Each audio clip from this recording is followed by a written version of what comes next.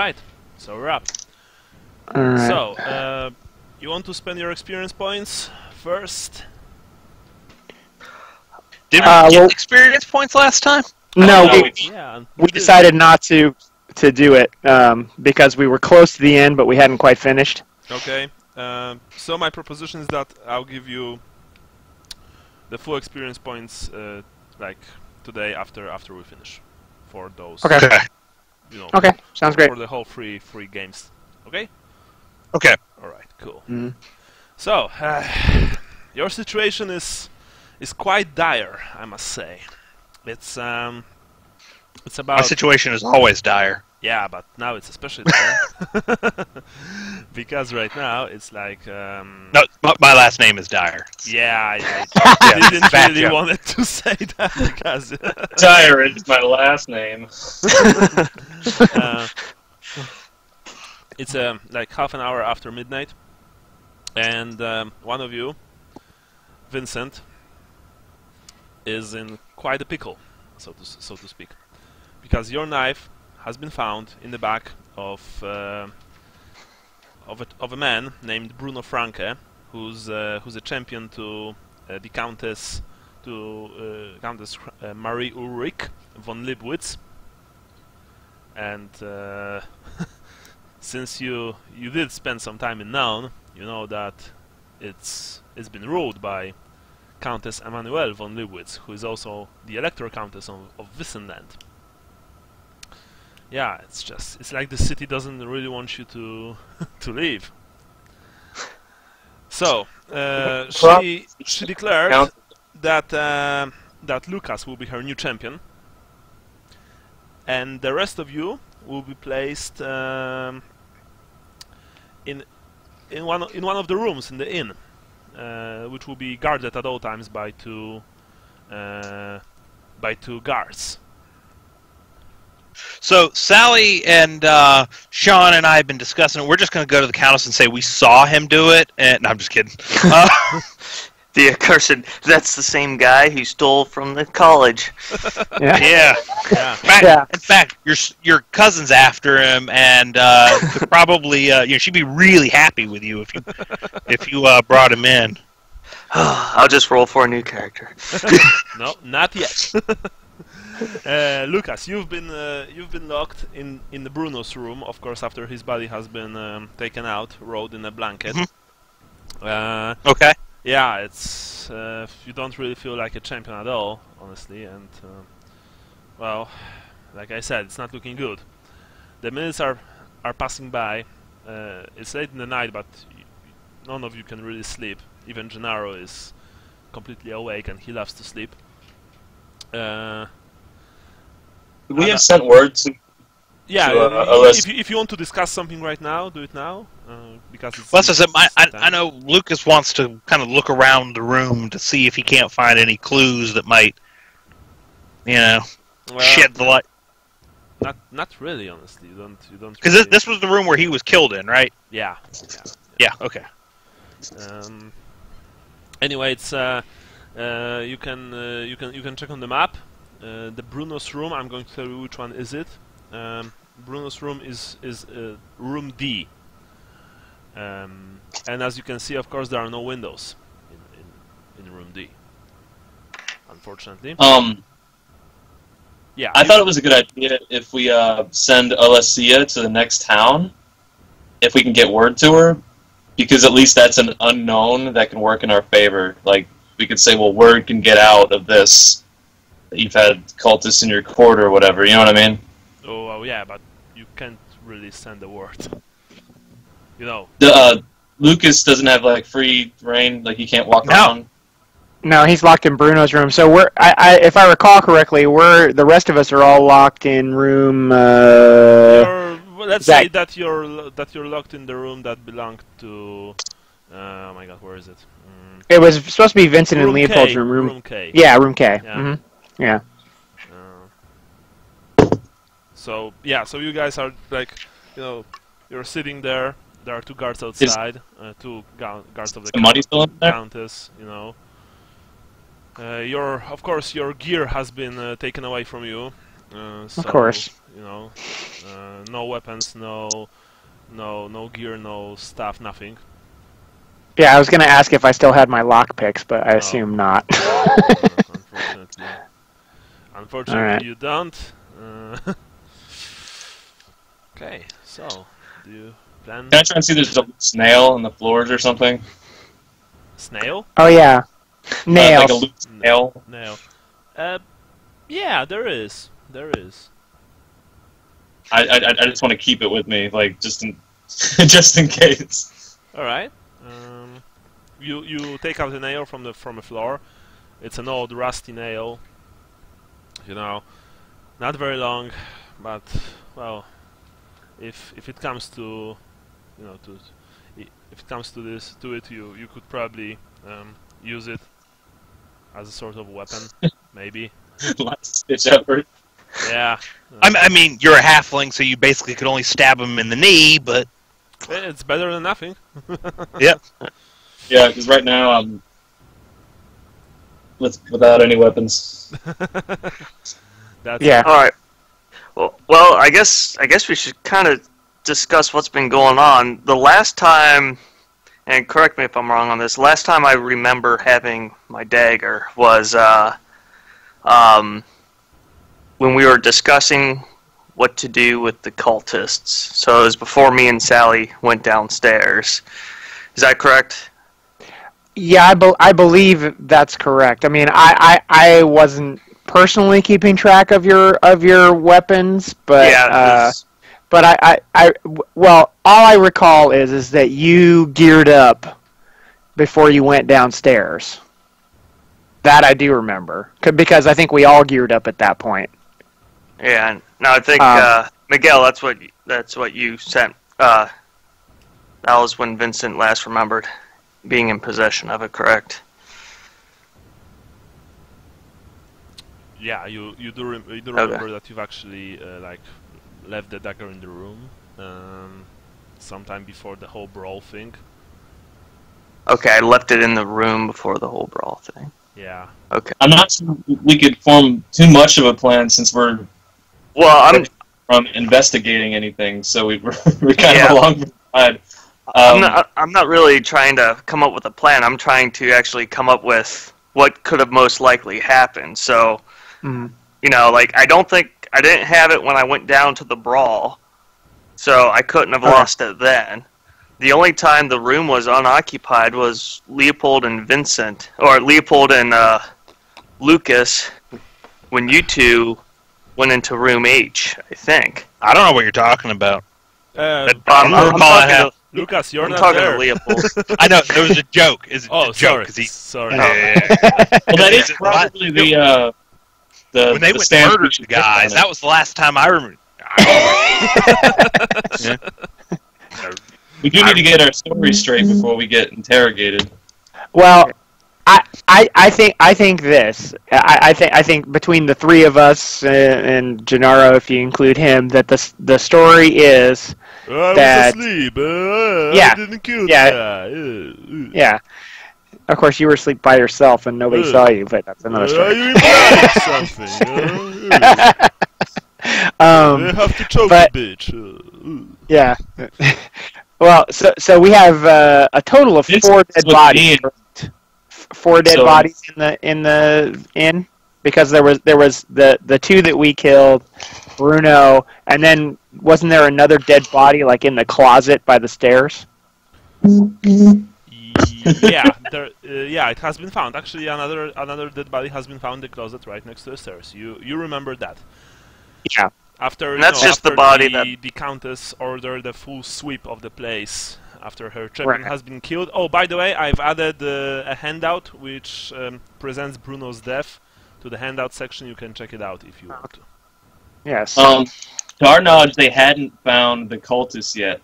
So, to our knowledge, supposedly only 2 people are dead, right? What? No. Go in and say, oh, 4 people are dead. They're like, oh, how do you know about that? You know?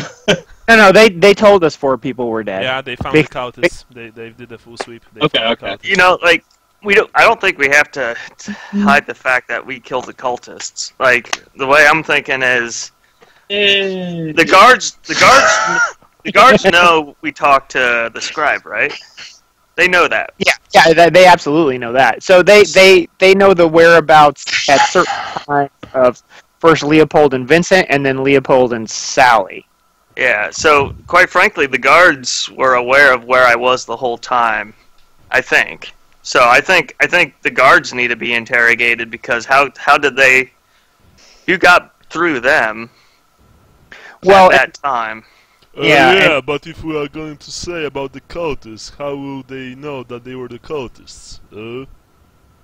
Tattoos. And I'll bet that scribe too. And you know what? This is what I'm thinking. They are like tattoos, so you know.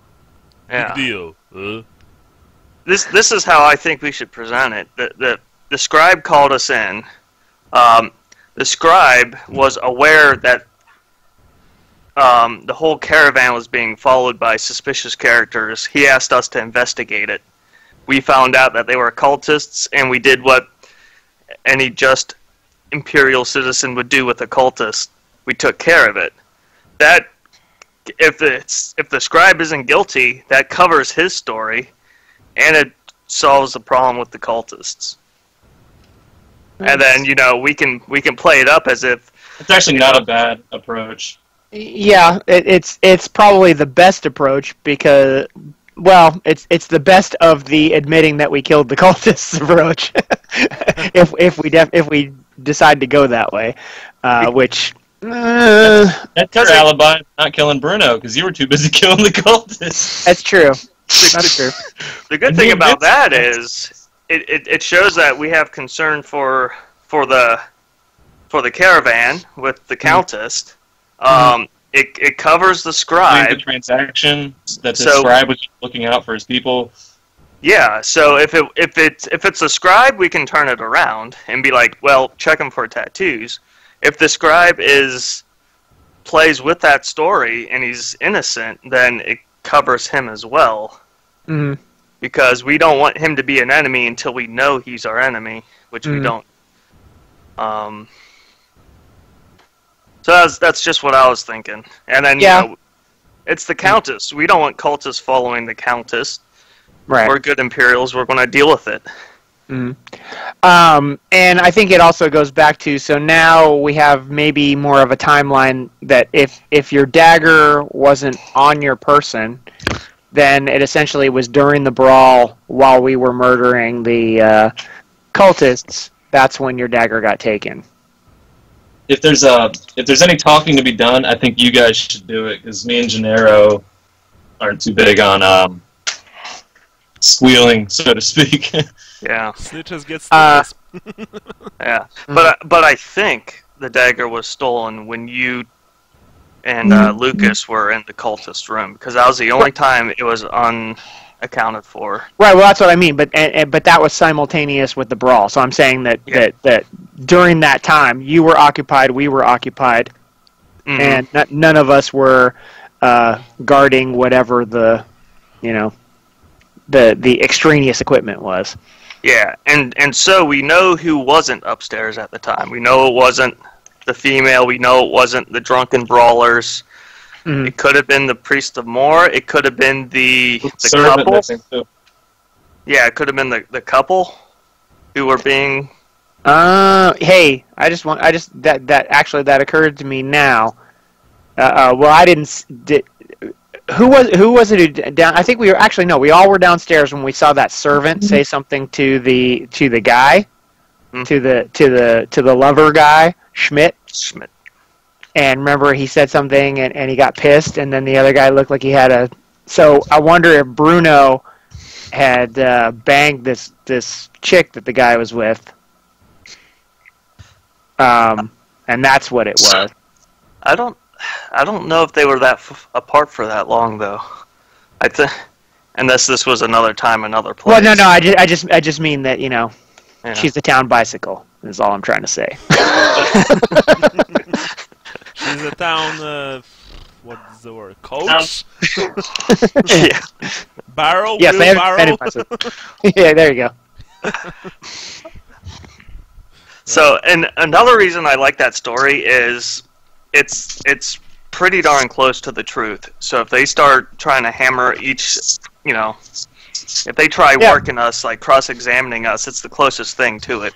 The only thing we're not admitting to is the fact that the scribe is also a cultist. Yeah, and then that saves his bacon, so that he doesn't feel the. Well, let's put it this way: if he rats us out after that, then we know he's in on it. Yeah, and we can turn it around and be like, I think you should check this guy for tattoos. I don't know if he gotten a tattoo at that time or not, but if he does, that's the nail in his coffin. Mm-hmm. You are speaking like that, and about 20 minutes after 1 a.m., suddenly a servant of the Countess enters, and he just walks in, looks at you. The lady wishes to speak with you. Please follow me. All of us? Yes, all of you. Please follow me. Very well. Outside, the two guards are eyeing you suspiciously, but they're not making any sudden moves. Although they are clearly escorting you as you are walking towards her room. Sorry, Brian, what was that? I had the nail tucked into my belt. All right. Not sticking out, but between the pants and my waist. Yeah. Is that a nail in your pocket, or are you happy to see the Countess? Or are you happy There's to an see unusually large bulge now in Sally's pants. It's self-preservation. I don't plan on doing anything with it. Unless an executioner takes me to a chopping block. Then you just gotta go. You just gotta go full crazy monkey on him. Yeah. All out attacks. Bite his face off.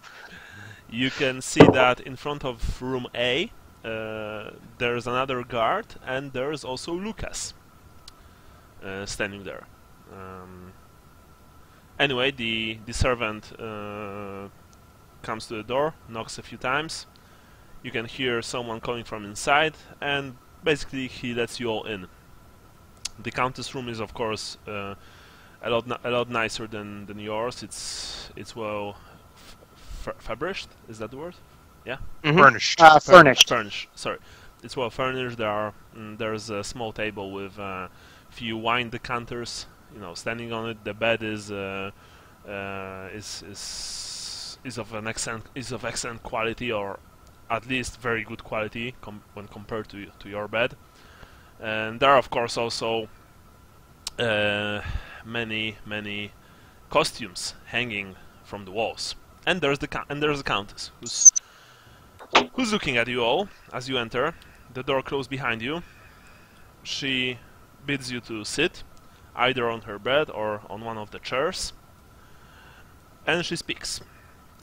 I'm sorry that I've ordered you to be locked down, but it was the only way that I could control the situation.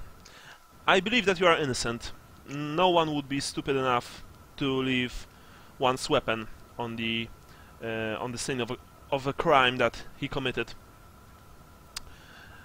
We have until dawn to find out who killed Bruno. I'm almost certain that it's Damenblatz who's behind this.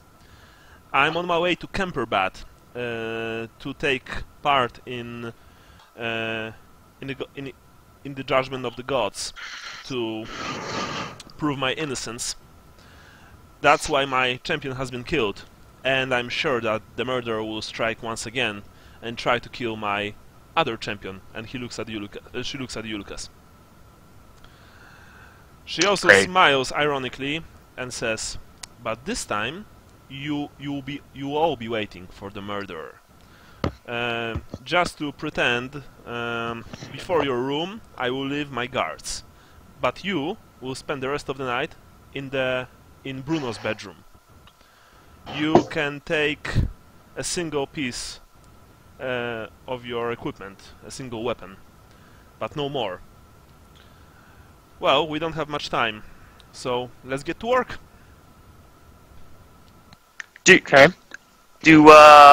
If I may ask, Countess, the people who you think did this, do you think they have any connections with any cults? Cults? Or No. yes. No, I don't think. I don't think so.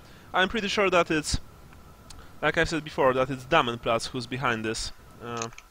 He's a man that thinks that I killed his father, while his father was, well, during one of my aunt's parties in Naun, he got drunk and actually drowned in the in a bowl of punch. Okay. But he thinks that I did it using witchcraft, which is of course ridiculous. So, like I said, you will get a single piece of your weapon. You will get a single weapon of your choice and a single piece of your equipment. Choose wisely. And with that, basically her servants come inside and carry your gear inside. So now tell me which weapon will you take and what kind of equipment or something like that will you take with you? Okay, I guess. Yeah, I know. Since I'm the intended target, then I want whatever armor I can get of my armor, and then on top of that, my hatchet, because that's what I usually use. All right, you can take your jerkin and your hatchet. Okay, cool. Okay.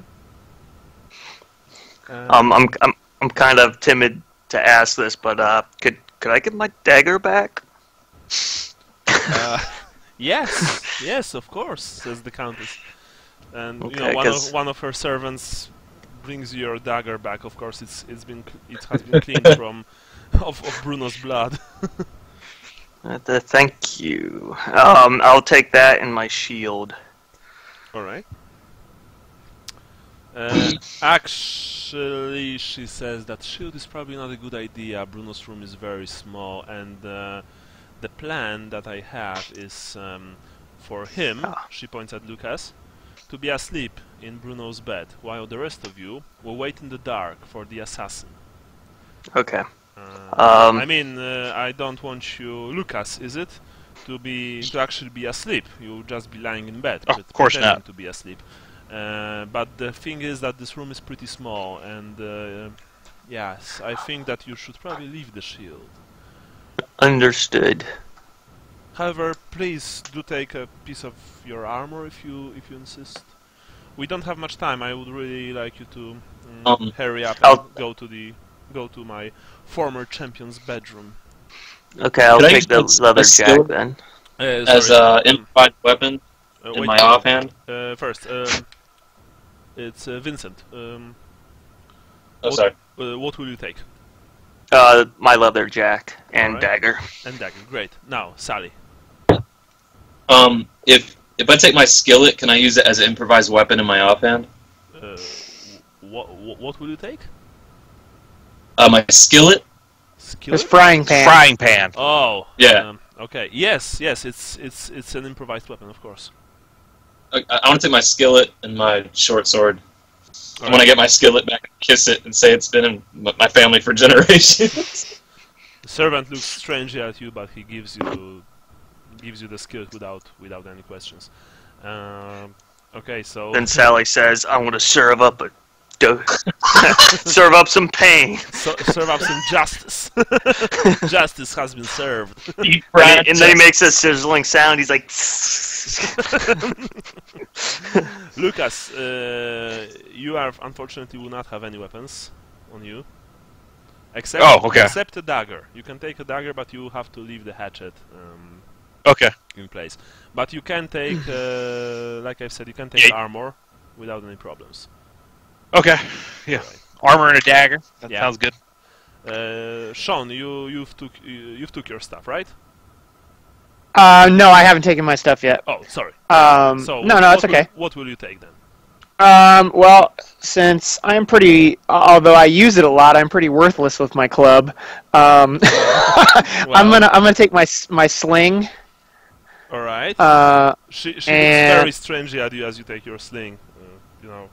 Sling in a small enclosed space in complete darkness.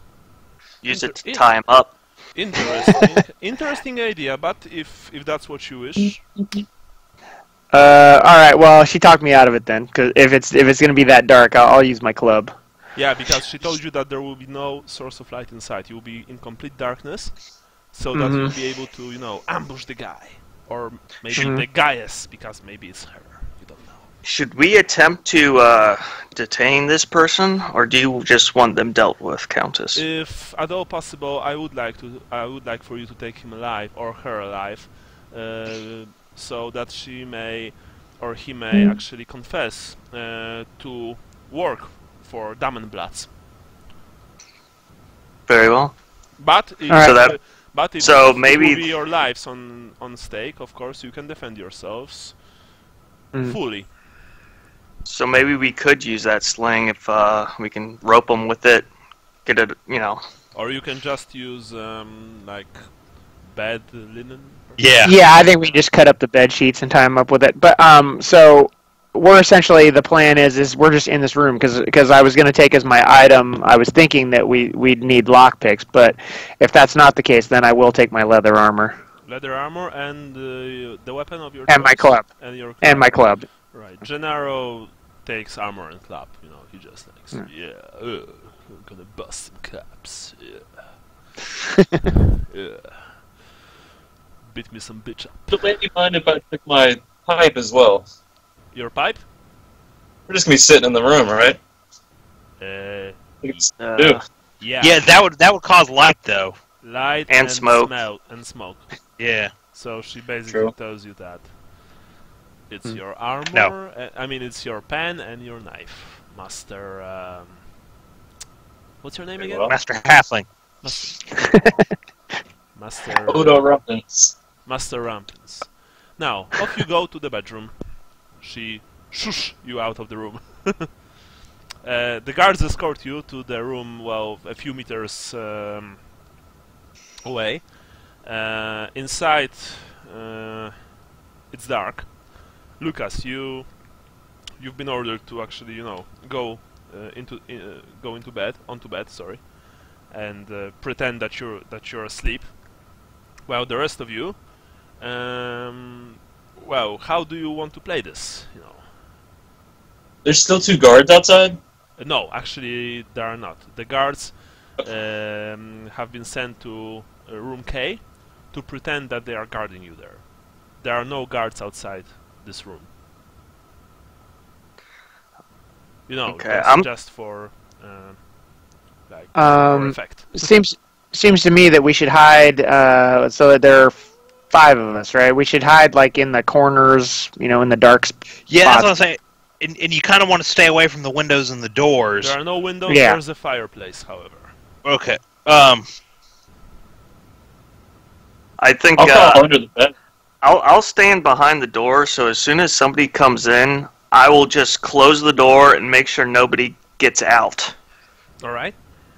I'm thinking if we can have 2 people on either side of the room with a sheet that they can have pulled taut as kind of a little tripping device. Because as soon as things happen, as long as we're in our places, if that guy's moving around, 2 people pull a blanket tight, make them fall on his, or they can fall on his face, and then we throw can the just sheet over him pile like a net. And just club the crap out of him. Okay. Well, so if you're behind the door, then maybe I'm not sure where the bed is in the room, but maybe I'd be in the other corner when the door opens, so that it's blind when they come through the door. So on the same same wall of the door, but instead of behind, on the other side. Right. So. Yeah. Because you don't want to be seen and have a chance to run off. Mm-hmm. Okay. So you've decided. Are the hallways lit? Yes, the hallways are lit with candles and lamps. Sally is under the bed. If he says so. Is that what he said? I heard somebody say that, but I don't know who that was.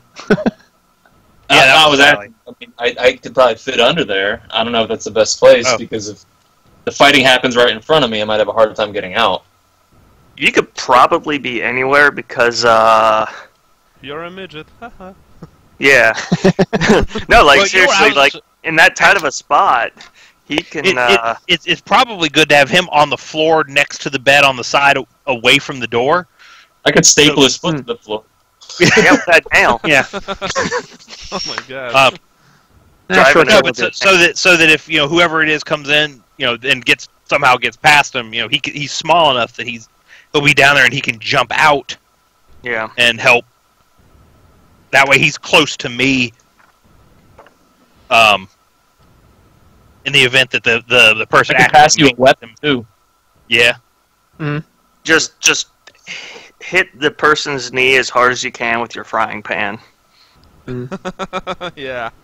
Kneecap him. Okay, Hack so at Sally, hinges. Sally's behind the bed, All right. and so that leaves so Lucas is in the bed, Right. Yeah. and then that just leaves Gennaro. Yeah. Where do you want me to be? Guard the fireplace. I can be Unlock- anywhere. Yeah, have him go. I mean, have him be over by the fire, like the fire, just in case. All right. All right. Anything comes out of the fireplace, you kill it. All right. Deal. Okay. Okay. So you've Still waking up. yeah. You've planned your actions accordingly. Lucas jumps under the sheets. You know what they say. A coal burner in the streets, a stallion in the sheets. Yeah, the rest of you stealthily make your way to your appointed positions, All right. and you wait. Who's going? Do we want to try netting this guy with the blanket? I mean, if we can, because it'd be a hell of a lot easier to club the crap out of him if he can't. Whoever's behind the fight. door should do it. Okay. How about this, Leopold? Why don't you hold on to one end of the blanket? I'll hold on to the other, and then when that person comes through and you hear the door close, we'll just pull the blanket tight, and hopefully that can trip them up. Yeah, okay, we can do that. I just feel like people are like, what the fuck is this blanket doing on the ground? When they come in through the door. It's going to be light blinded coming from a lit hallway into a black room, though. So I'm thinking. Well, I just figured that because he's coming straight through the door, if we're right by the door, the light from the hall is gonna fall right on the blanket and be like, "What's up?" Yeah. Well, I'll just hold on to the blanket because I will be behind the door, so I'll Okay. see what I can do. Well, I definitely think that tossing him, it's kind of like pulling a shirt over his head in hockey. Just throw something over him and see what happens. Yep. Back in Wissenland Werewolf hockey team. Yeah. All right. So you wait in darkness. After a few minutes of waiting, completely quiet, of course, because you need to be quiet in order to ambush this guy or this woman. Who knows who it really is? The stress has been it's taking its toll. The awareness is taking its toll. You all feel really, really sleepy. You just like you would just like to rest. Just for a few minutes you'd like to rest. And each of you thinks that I can rest. I mean, the rest of the guys are actually covering my back. Yeah, just close your eyes for a few minutes. Roll for willpower, everyone, please. Because you're really, really tired. All right.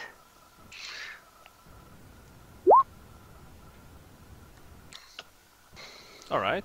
Nice. Nice. Oops. No, nice. Alright, I also need to roll for Gennaro. Who's the 1D? Oh no, no. Oh, I rolled wrong. I rolled on the wrong number of dice. Yeah. Sorry. Do you roll a D10 again? D20 this time. Oh, okay. So, Yeah. some of you maybe want to, I don't know, spend your luck points, perhaps? Yeah, that's what I was gonna do. I was gonna spend a luck Yeah. point because Gennaro also spends his. Oh my god. Okay. Well, yeah, I screwed it up even more. Although I didn't botch like Gennaro did. Yeah. So Gennaro, Okay. I almost, my knees buckled and it woke me up. Yeah. So All right, let me spend a luck point. All right. and I'll Gennaro try is it again. snoring. Yeah, Gennaro, you can. Okay, great. Yay! actually, though, to be fair, snoring wouldn't be a botch because then somebody could elbow you and wake you up. So, who's asleep aside from Gennaro? Lucas, you're asleep. Yeah, I'm Yeah. asleep. All right. Well, you are in bed, so you the easiest to. Yeah, but I'm also the one whose life is on the line. You'd think the fear would have kept me awake. Well, Sorcery. Sleep deprivation is pretty hard to fight. And actually, sometimes if people are really stressed, they are also really sleepy. So, Lucas actually, well, he went to sleep for real, and you know, of course, you guys don't know that he's just lying in the bed. You don't really know what's happening with each of you because it's too dark. However, Sally, you do see that Gennaro is like sitting right next to a fireplace with his head, you know, between his knees almost. You probably guess that, well, he's kinda asleep. And knowing how hard he can be asleep, you also know that you probably won't be able to wake him up. Without making Yeah, too without much making noise. a lot of noise, a lot of ruckus. Just so you know.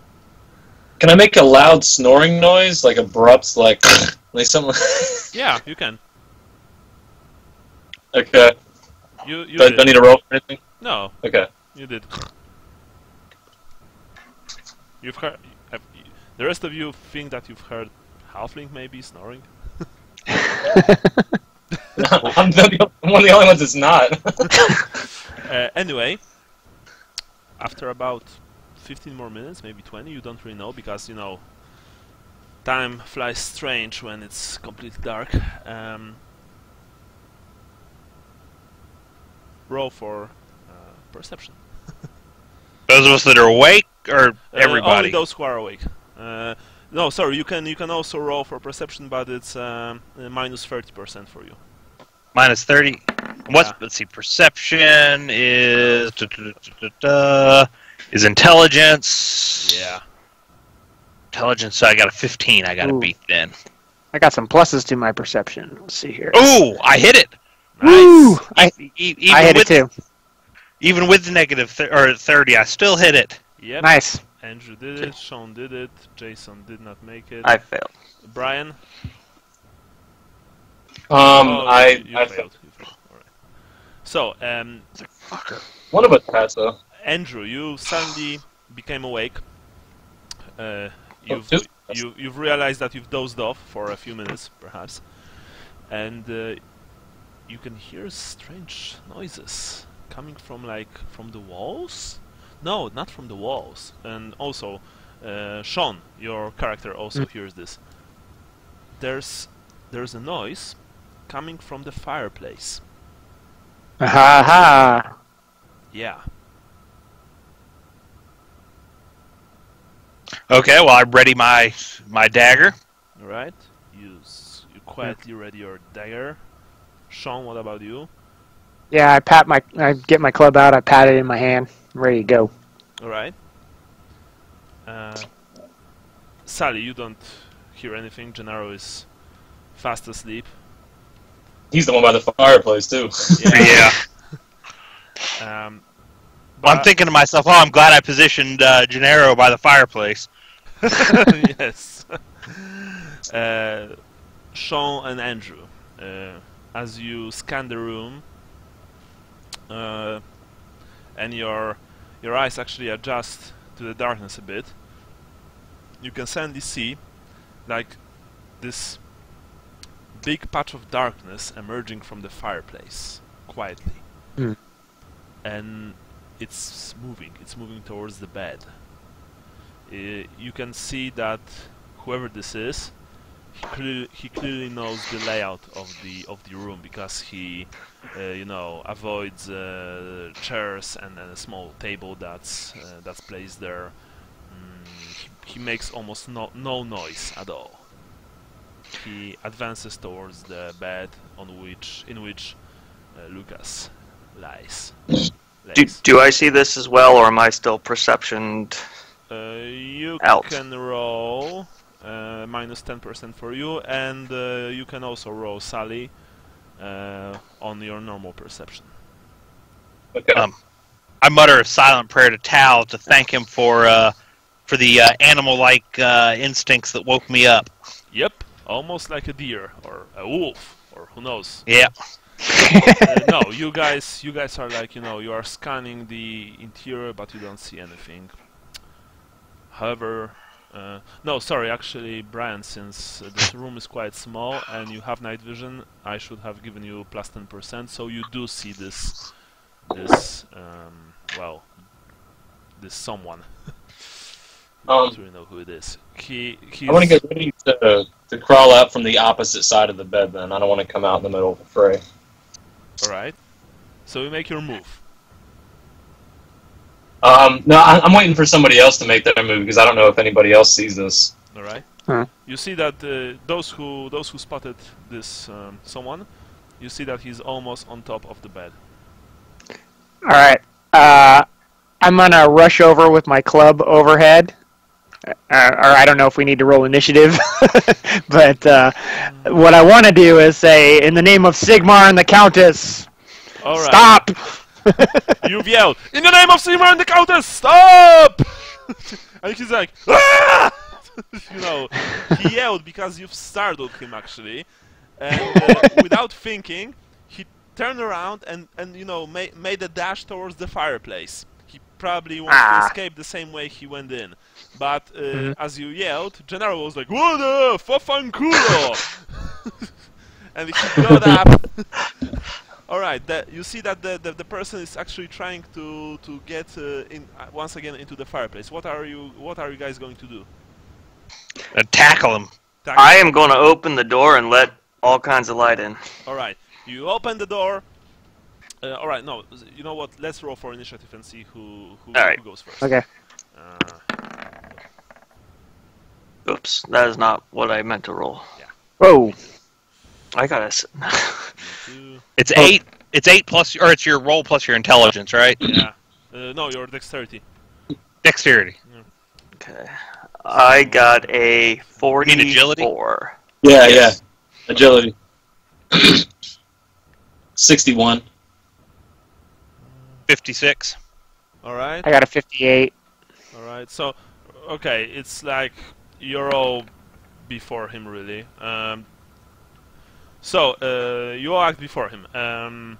Vincent, you open the door, and a beam of light enters into the room. In this light, you can see that the man trying to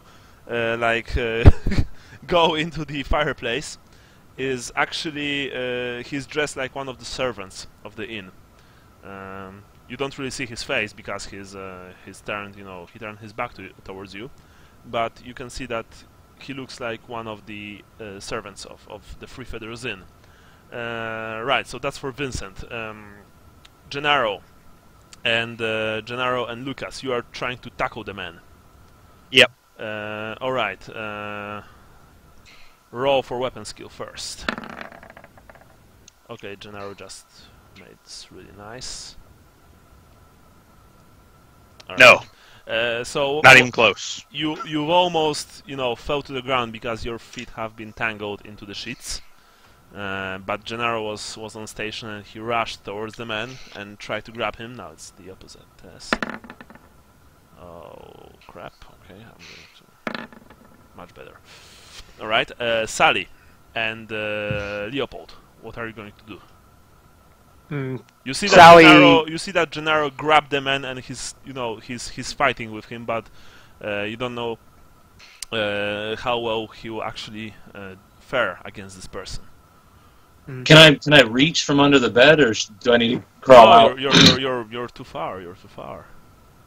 I'm gonna crawl out and kneecap him with my skillet. I don't know if I can do that in one turn. All right, you get out from under the bed and you rush towards the man. Meanwhile, Leopold. Okay, so one quick question about mechanics of combat, or what we should say is non-lethal combat. Is that a thing in? Yes, it is, but you need to have a strike to stun skill. I have it. Yeah. Okay, I don't have it, so I'm just gonna be bludgeoning this guy to death. Something like that. But you can could try. he aim? But you can try to tackle him, just like Gennaro did. Can you aim at body parts? Like aim at legs and stuff Yes, but to it's cripple? I think it's minus 10% or maybe even bigger, minus 20% Okay. to hit. Okay. All right. Well, yeah, because I have my club out, and And so, am I able to reach him this round? You From where? you can reach him. But Okay. what are you going to do? What do you plan to do? All right. I'm gonna try to tackle him as well to help restrain him so that we can. Roll for weapon skill. Okay, my weapon skill sucks. You have plus 10% from Gennaro. Okay. Clink. No. That would be no. You try to tackle him, but the man and Gennaro are fighting fiercely, and you have trouble, actually getting to them and to help the young Tylian in tackling the fiend to the ground. However, it's next round, and we shall see if the dude will actually manage to. Oh, yeah, you see that basically the guy just, brought his arms up, dislodging Gennaro, who almost fell to the ground. And once again, he tries to get into the fireplace and escape. But it's your turn before he'll be able to do that. Sally, you rush towards him with your pen. Go for it. Try to strike to stun him. So how do I do this? Roll for weapon skill. I'm gonna luck that. All right. Yeah. You've Okay. struck the frame of the fireplace with your pen. You've all heard like bang, something like that. Lucas, it's you. it's your turn. Okay. Yeah, I'm gonna try to tackle him again, obviously. Okay. Weapon Or skill. yeah. Great. That There time it I is. got it. Now, Nice. Now you have to roll for your strength versus his strength. Okay. What is my strength? Okay. 43. You've did it because I've actually botched it. Oh. It basically looked like something like that. He was halfway inside the fireplace, scrambling to the top, when you've when you've caught him by the legs and savagely yanked him down.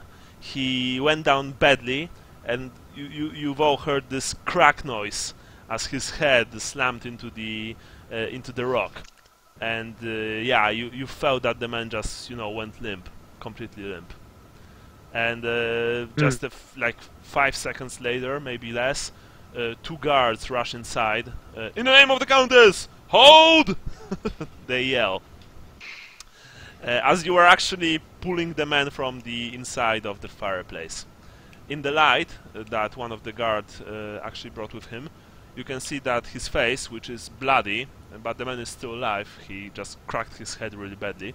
You can see that this is this is in fact one of the servants that you saw in the inn. A young man with rather plain features. You wouldn't really believe that he could be the murderer. He just looks like an ordinary person. Does he look like the one that spoke to Mr. Schmidt? No, actually no. Okay. Can we search him? Because no, not really, because the guards actually shoo you away from him. We'll take it from here. You come back. You go back to your room. And with that, one of the guards escorts you to your room, room K. And once again, place you under key and lock. Well, Is that all of us now, or is Yeah. Lucas still? You're all Okay. there. They've So- actually let you keep your weapons and things that you've taken for this encounter. So we can sleep in the coach tomorrow. So at this point, I think we should all stay up. Yeah, you actually, the adrenaline rush and this whole thing, it just cleared the rest of sleep from your minds. At about 4:30 a.m., when the sun comes up, Countess gathers everyone back into the main dining room, including you. Your whole gear waits for you there, and you replace your stuff. There's the assassin, bound and gagged, and his head has been actually wrapped in a bandage. You can see the tavern owner looking at him with a mix of anger and disbelief, as well as the rest of his servants. Almost everyone is there. You see that there's the young couple there. The coachman, the boatman. There's the halfling. However, you don't see the woman, and you don't see the priests of Mor.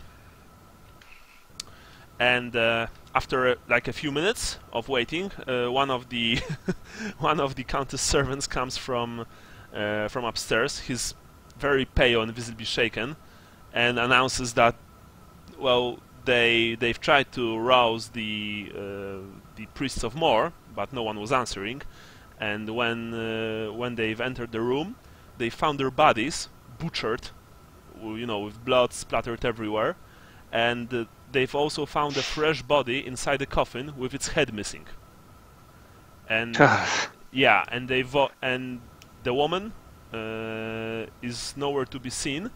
And as he said that, one of the servants, claimed that, oh yeah, about half an hour ago, maybe a bit more, she actually departed the inn with on her horse.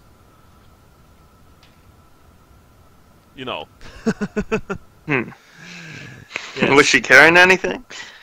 Well, when you ask that question, the young man says, well, she had all her bags and satchels. I don't know.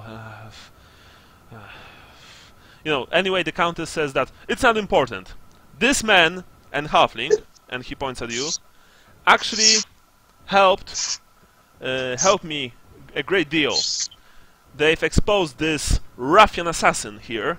She points towards the man, who, on the orders of Baron von Damenblatz, murdered my champion and wanted to kill my new champion. And she points towards Lucas.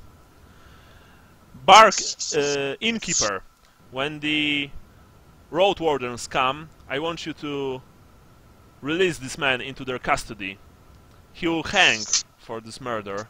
And as she said that with a brutal satisfaction, you can see that the young man, the assassin actually, he looks at her, visibly shaken and afraid.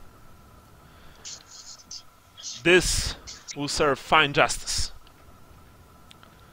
Now, you can all go back to your rooms. You can all return to your normal lives.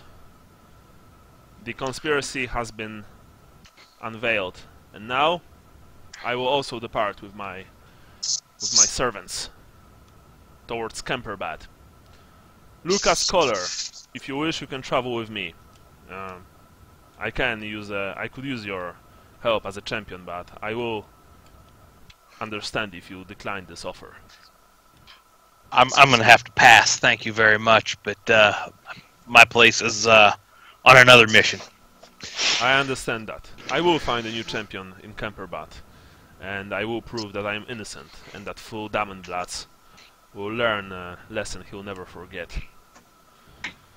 Right.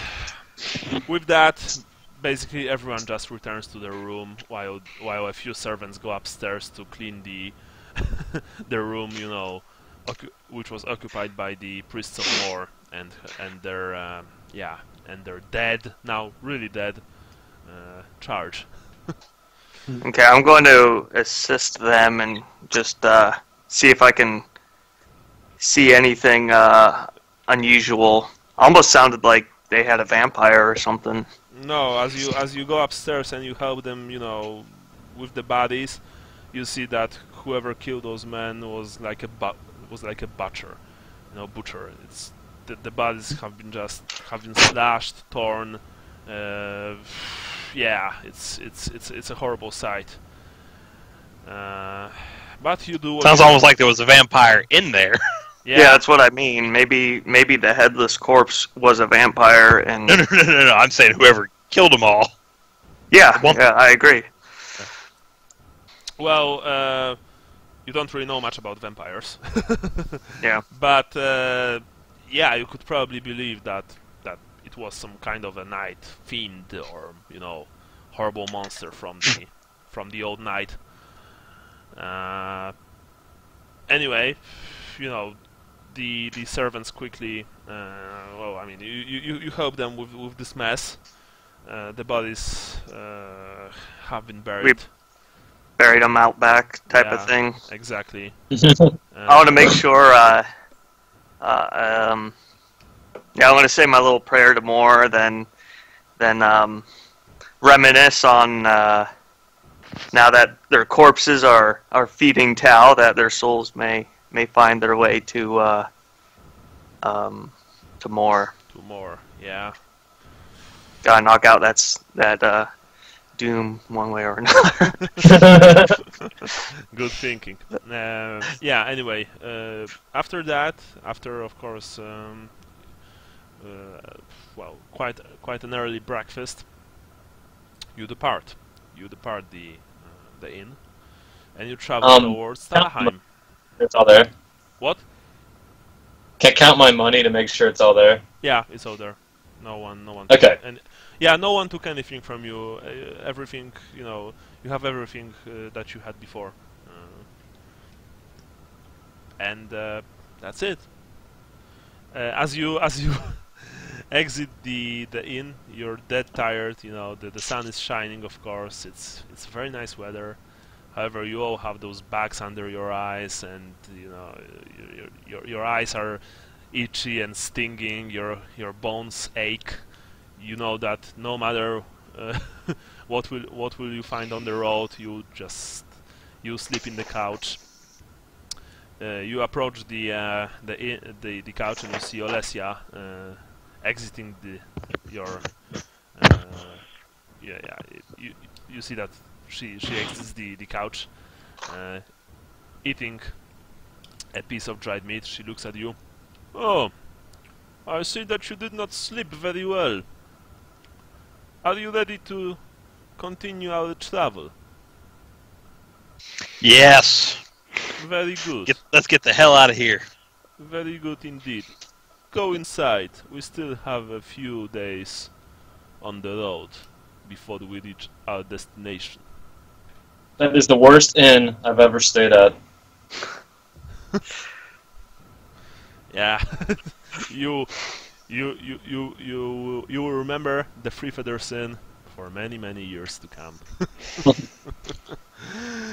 Okay, so that's it. I will give you, of course, the experience for this adventure at the end of our session.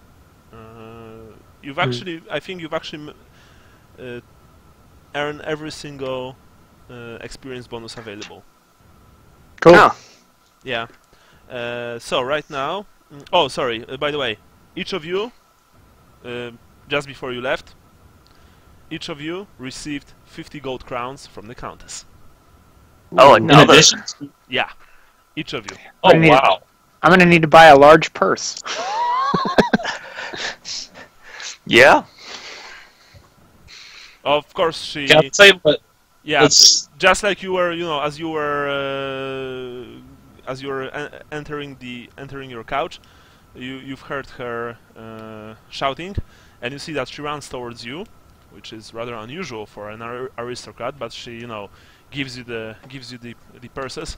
Thank you once again for all the service that you've done to me.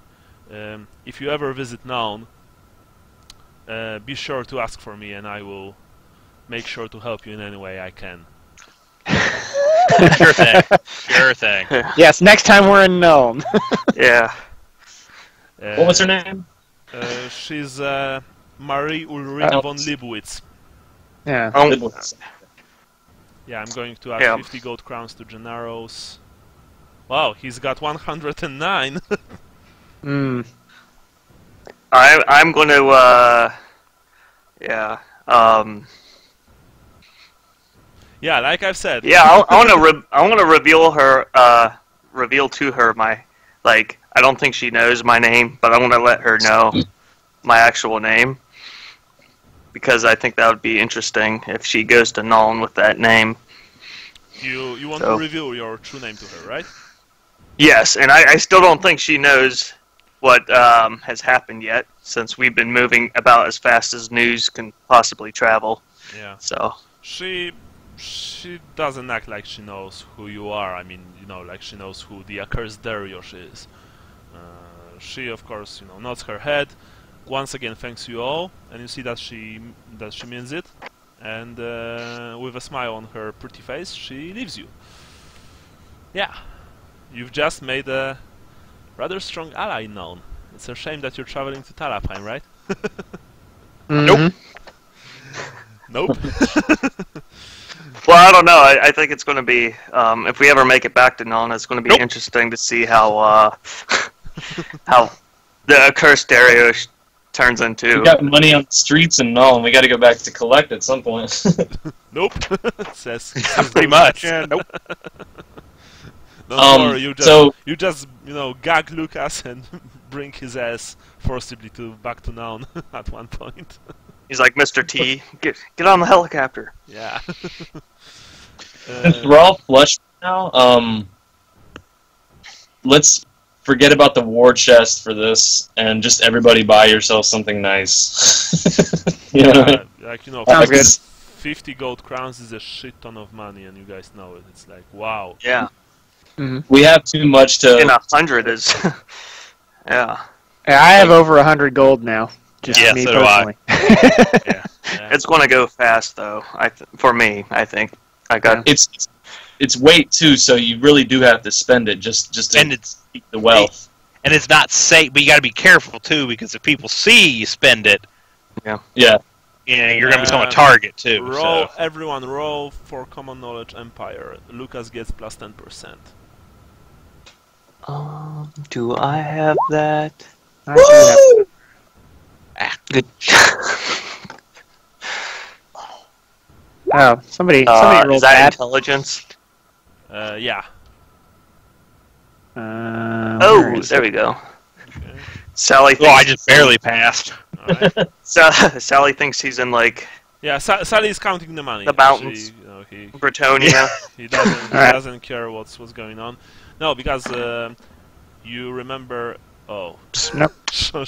Sean is also counting his money. And Gennaro knows jack shit. So, Jason, you recall, Vincent recalls that Talabheim, from what he heard, is a city of law, and that there are a lot of taxes there, a lot of additional payments and whatnot. So you actually are very glad to receive this financial aid, because the taxes in Nuln were bad. But you've spoke with a couple of people who were in Talabheim, and they have laws concerning laws, and everything is taxed. Yeah. So you know that. We might have to pay more to get in just because we have a halfling with us. Should we head to the war chest this time then? Well, it's up to you. What? I mean, Sally's kind of. It's up to Vincent to suggest it. Okay. So first of all, each of you gets a fate point. Okay. So, like I've said, yeah. Now, be advised, this is the last time for a long time that I'm going to give you a fate point, unless you do something extremely heroic. So, you know, be careful with this. You know that opening that door was pretty heroic, if you ask me. Yeah. I know. Yes. Yes. Turn that doorknob, like The accursed Darius strikes again. Yep. Meanwhile, Jubal Falk is like sitting in his office. It's like, ooh, I hate that Darius guy. I am going to get him one way or another. And then the Countess comes in. Oh, I want to tell you a little story and give credence to this guy I met on the road. Darius, he's very nice. What's his name? Darius? Ah! I think he's gonna design a weapon just to kill you. Yeah. Some kind of. There's gonna be a steam tank following me. Yes. You just, you know, send a Hellblaster volley gun to chase you. No. Yeah. I was gonna say a steam drone. Yeah. Steam drone. With like steam missiles and shit. Called Vengeance for Darius. A new campaign for Warhammer Fantasy Roleplay coming this fall.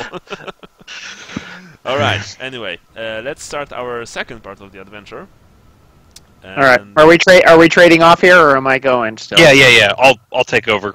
Yeah, okay. Now it's Andy's time, and I'll be right back because I need to use the bathroom. Alright, great. I'll go get some more water.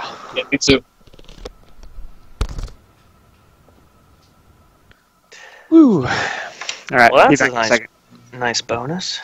Yeah. Alright, I'll be back in a second. Alright, see.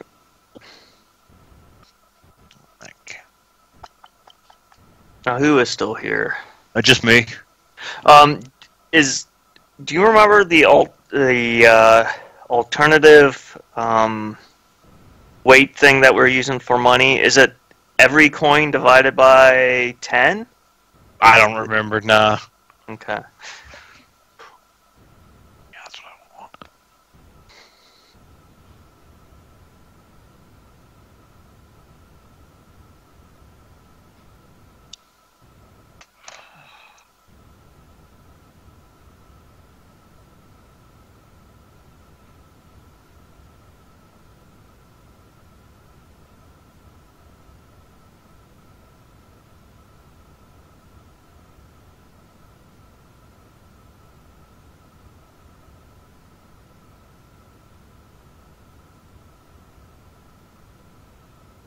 Were you the one talking about zombie models the other day? Yeah. What scale were those? They're 28 millimeter. Okay. I do a lot of 15 millimeter stuff, and I've got a bunch of zombies. Can't stand 15 millimeter. They're good if you want to do like company sized. Yeah, my problem with 15 millimeter is it's got enough detail that you want to paint the detail, Yeah. but it's small enough that painting the detail is obnoxiously annoying. So I like 10 millimeter, and I like the 28 millimeter, but 15 I hate. It's that in between. Yeah, it's like that perfect point for driving me crazy. I've got I'm doing a lot of 3 millimeter. It's essentially 1 in 600 scale. Like ships? No, it's tanks and airplanes and infantry, but like it's a inch by inch stand is like a whole squad. Right. So you're like the models, you can't get any detail into them, but they look fine on the table. Right. Well, yeah. Yeah. No, I mean I like those really small scales too. I don't game anymore because I got kids and junk and. Yeah, like I do. There's a dogfighting, both World War II and World War I and modern that I get into because it's super cheap and the games are really fast. That's kind of been my focus. Are you in Cincinnati too? Yes. Yeah. Okay. Where are you at? I'm in Virginia now, but I Okay. spent many years in Lexington, Kentucky. Okay. Hmm. Is it Maker's Mark out there? What's the biggest- I'm here. No, Makers is most of the bourbon distilleries are out towards Louisville. The only one that's really in the Lexington area is Woodford. Oh yeah, Woodford's good. turkey or something Oh. too? Pardon me? Isn't there wild turkey out there too? No. Buffalo Trace is out towards Frankfurt, which isn't that far away, but Yeah. I think Buffalo Trace is out by Frankfurt. But yeah, most of them are over by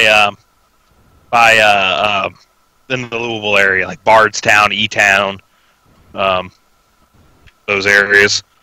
Louisville, obviously. I did try on the suggestion of the local ABC store guy, Larceny Bourbon, which is made with wheat instead of rye as the second ingredient.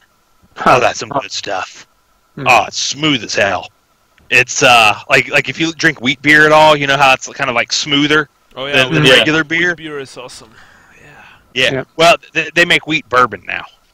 Oh, Sure. wow. Yeah, Well, put it this way, I was making about somewhere between just under doubles last night, and I had 3 of them, and I could have kept drinking all. I mean, I could have kept drinking until I vomited without any problem whatsoever. And it has some good stuff.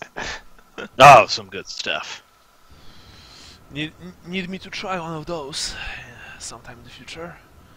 Yeah, they're good. I mean, the one time I've been to Europe, I found that y'all's understanding of bourbon was not good. But if you get the opportunity to find a wheated bourbon, try it. It's some good stuff. In Poland we don't really drink a lot of bourbon or whiskey. We mainly just tank vodka. Yeah. And we actually have a pretty decent selection of it. I mean, I'm not talking about people who drink for drink's sake, but we have fruit vodka, and I really like this.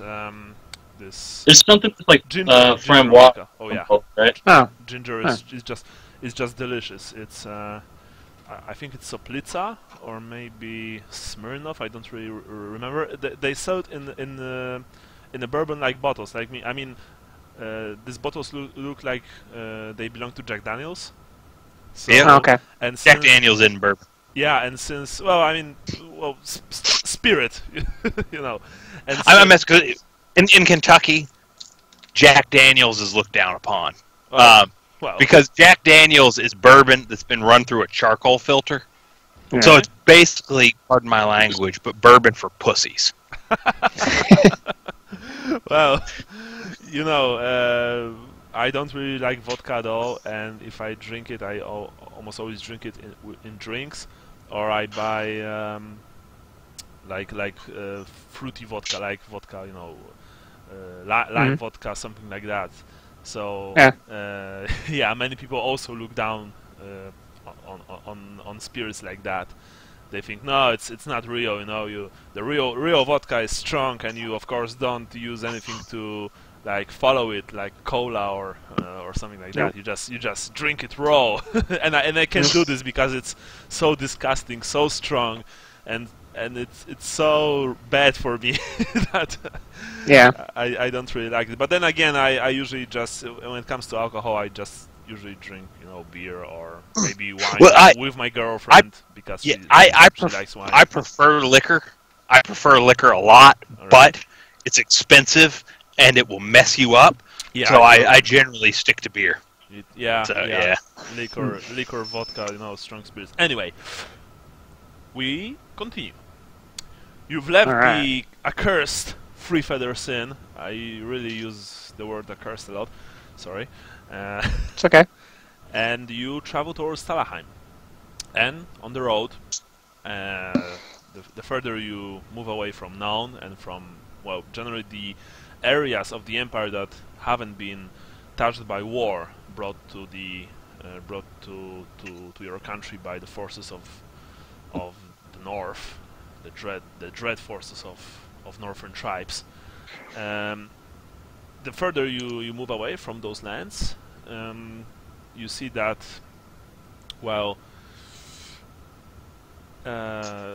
land changes, basically. Land changes. You pass through deserted villages, you pass, you know, many refugees coming from the north, like carrying some meager belongings on themselves as they continue to travel towards the south. Food at inns and accommodation in general is of lesser quality than the one that you're being used to. You know, Yeah, it's not the three feathers. I'll stay there. Yeah, yeah. Well, fortunately, no. You don't have any more adventures like that. But you know, the beer is thin. The water is. I mean, the wine is very mulled down. It's hard to find decent meat. Well,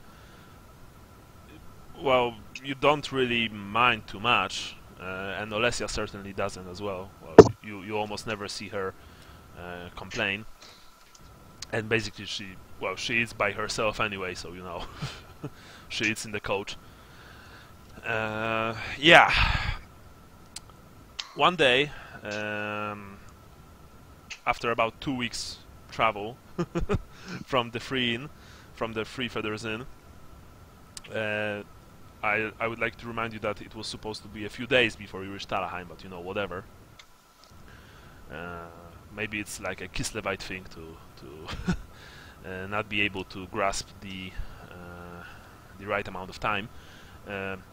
Olesia suddenly stops the couch and opens the door. There's a tree blocking the road. I will not be able to cross it. However, there is a small trail to our left. It goes through the forest. We will try it out.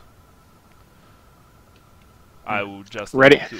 I would just like to tell you that you should probably ready your weapons just in case. Yeah, that's right. Leopold's thought for sure. Yeah. And you see that she basically, you know, has her blunderbuss in one of her hands.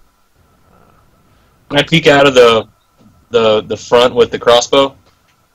No, it's not. There's no need.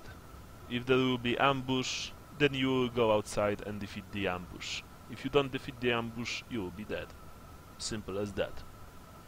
It's like Kislevite logic 101. Oh. All right, I'll don my my armor and be at the ready. Yeah. Can I be on top of the coach?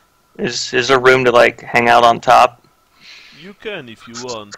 It's Or on the back? Like I don't know where the luggage is and stuff.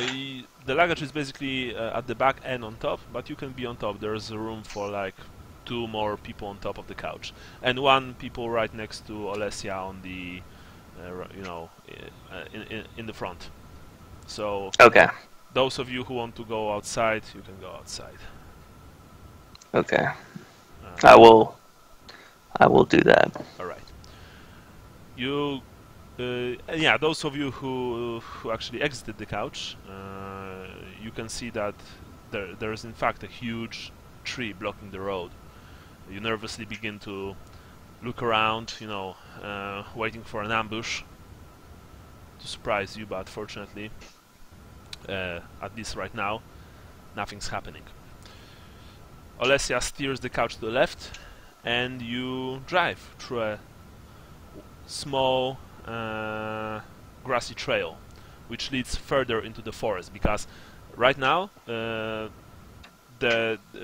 mean, for a few days right now, you know, the terrain has changed. There are almost no hills and no plains. There's the endless forest. You are already in the province of Talabheim, one of the most heavily forested provinces of the empire, and the main province of the god Tao, the god of nature and beasts and life. As you travel through the forest, the trees are getting even more thicker. The trail is not very wide, actually.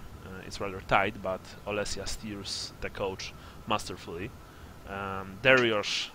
Vincent Dariusz sits atop, while the rest of you are inside, because no one told me that he's outside. Right. And suddenly, I mean, the coach takes the turn to the right because the trail goes that way, and like suddenly you emerge onto a big like a meadow. But the thing is that this meadow is very strange because it's been completely covered by black flowers. Roses? No, they look strange, but you can hear Olesia shout, "Black Lotus! Cover your mouth! Don't breathe in!" And Vincent, you see that she immediately puts her scarf onto her face. Scarf which she also quickly doused in a strong smelling alcohol that she likes to drink before going to sleep. And, okay. yeah, you also try. Each of you also try, to cover your mouths and so on. But the thing is that very quickly your senses begin to dull. Vincent, you're actually first to just gently fall asleep. It's not like you go down like a sack of bricks. No, you're just relaxed. You want to sleep. You want to sleep and never wake up, because this is what Black Lotus does to people. They live, but they can't wake up. And each of you inside the couch also begins to experience the strange smell of these magnificent flowers. Sally, you seem to recall that the price of Black Lotus on the black market is very high. Maybe you could pick a few of those flowers and you could maybe sell them. Yeah, but it's After a nice nap. Yeah. a short nap. You all fall asleep. All right. And Sounds relaxing. And you all wake up. It's hot. Very hot. You wake up to the sound of countless people on the streets outside your small house. They are running back and forth, minding their own business. It's humid. It's like, by the gods, you've never felt such heat. The air is hot. You are lying on a... You're not lying on a bed. You're lying on a... Each of you is lying on a couple of huge pillows, draped in luxurious sheets of clothing. You can see magnificently crafted lamps hanging from above. They're not lit because it's, well, judging by the light coming inside from small windows in your abode, it's probably, well, it's still day, that's for sure. There are things in the room that you're in. Tables, rather low tables with strange glasses on them, placed on top of them, and strange jugs.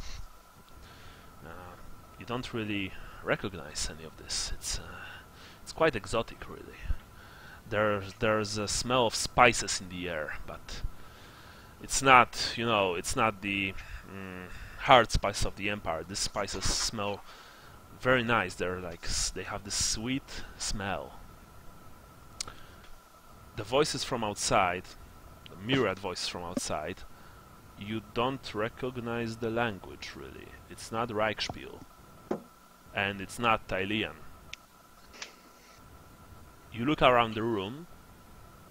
Each of you see each other, basically. There's no sign of Olesia. You have your gear on you. You lie in your armor, which is not very comfortable, especially since it's so hot that you can feel the sweat running down your body.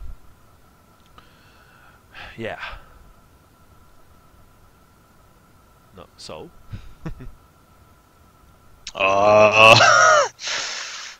Is this a dream?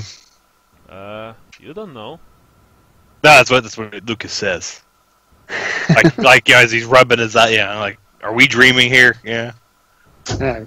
So where the hell are we? Do we feel still kind of drugged? No, you feel hot and thirsty. Fortunately, there are jugs of water standing on a few tables in this single roomed house. Oh, also there are no door. I mean, there are door, but instead of of a wooden door, there's like a huge sheet of or maybe a rug covering the door. Okay. Any windows? Yeah, but they are also covered by thin sheets of material. They still let sunlight in, but not much. Okay, I guess I'm gonna pull a curtain and try to look through a window. You get up, still feel a little bit groggy, but whatever.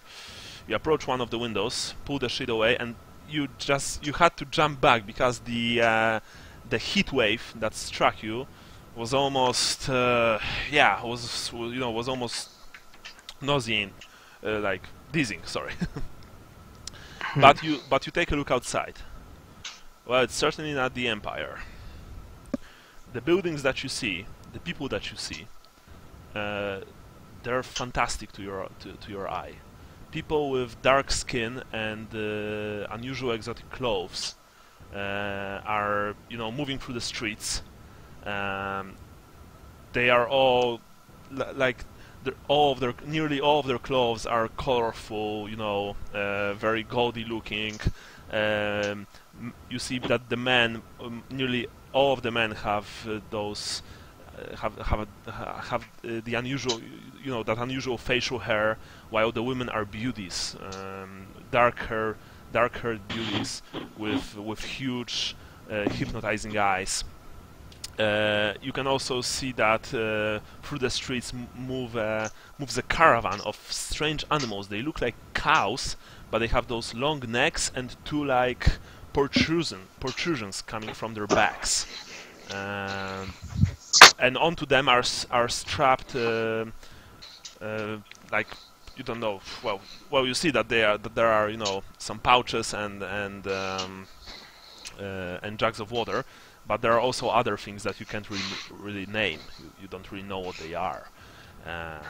Above everything, atop everything, you see that in the distance there is a huge golden globe coming from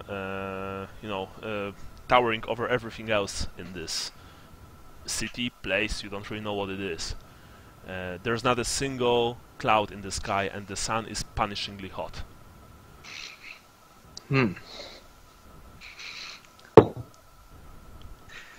Is there anybody standing around that might own No. the place we were in? No. You're the sole occupants of this room.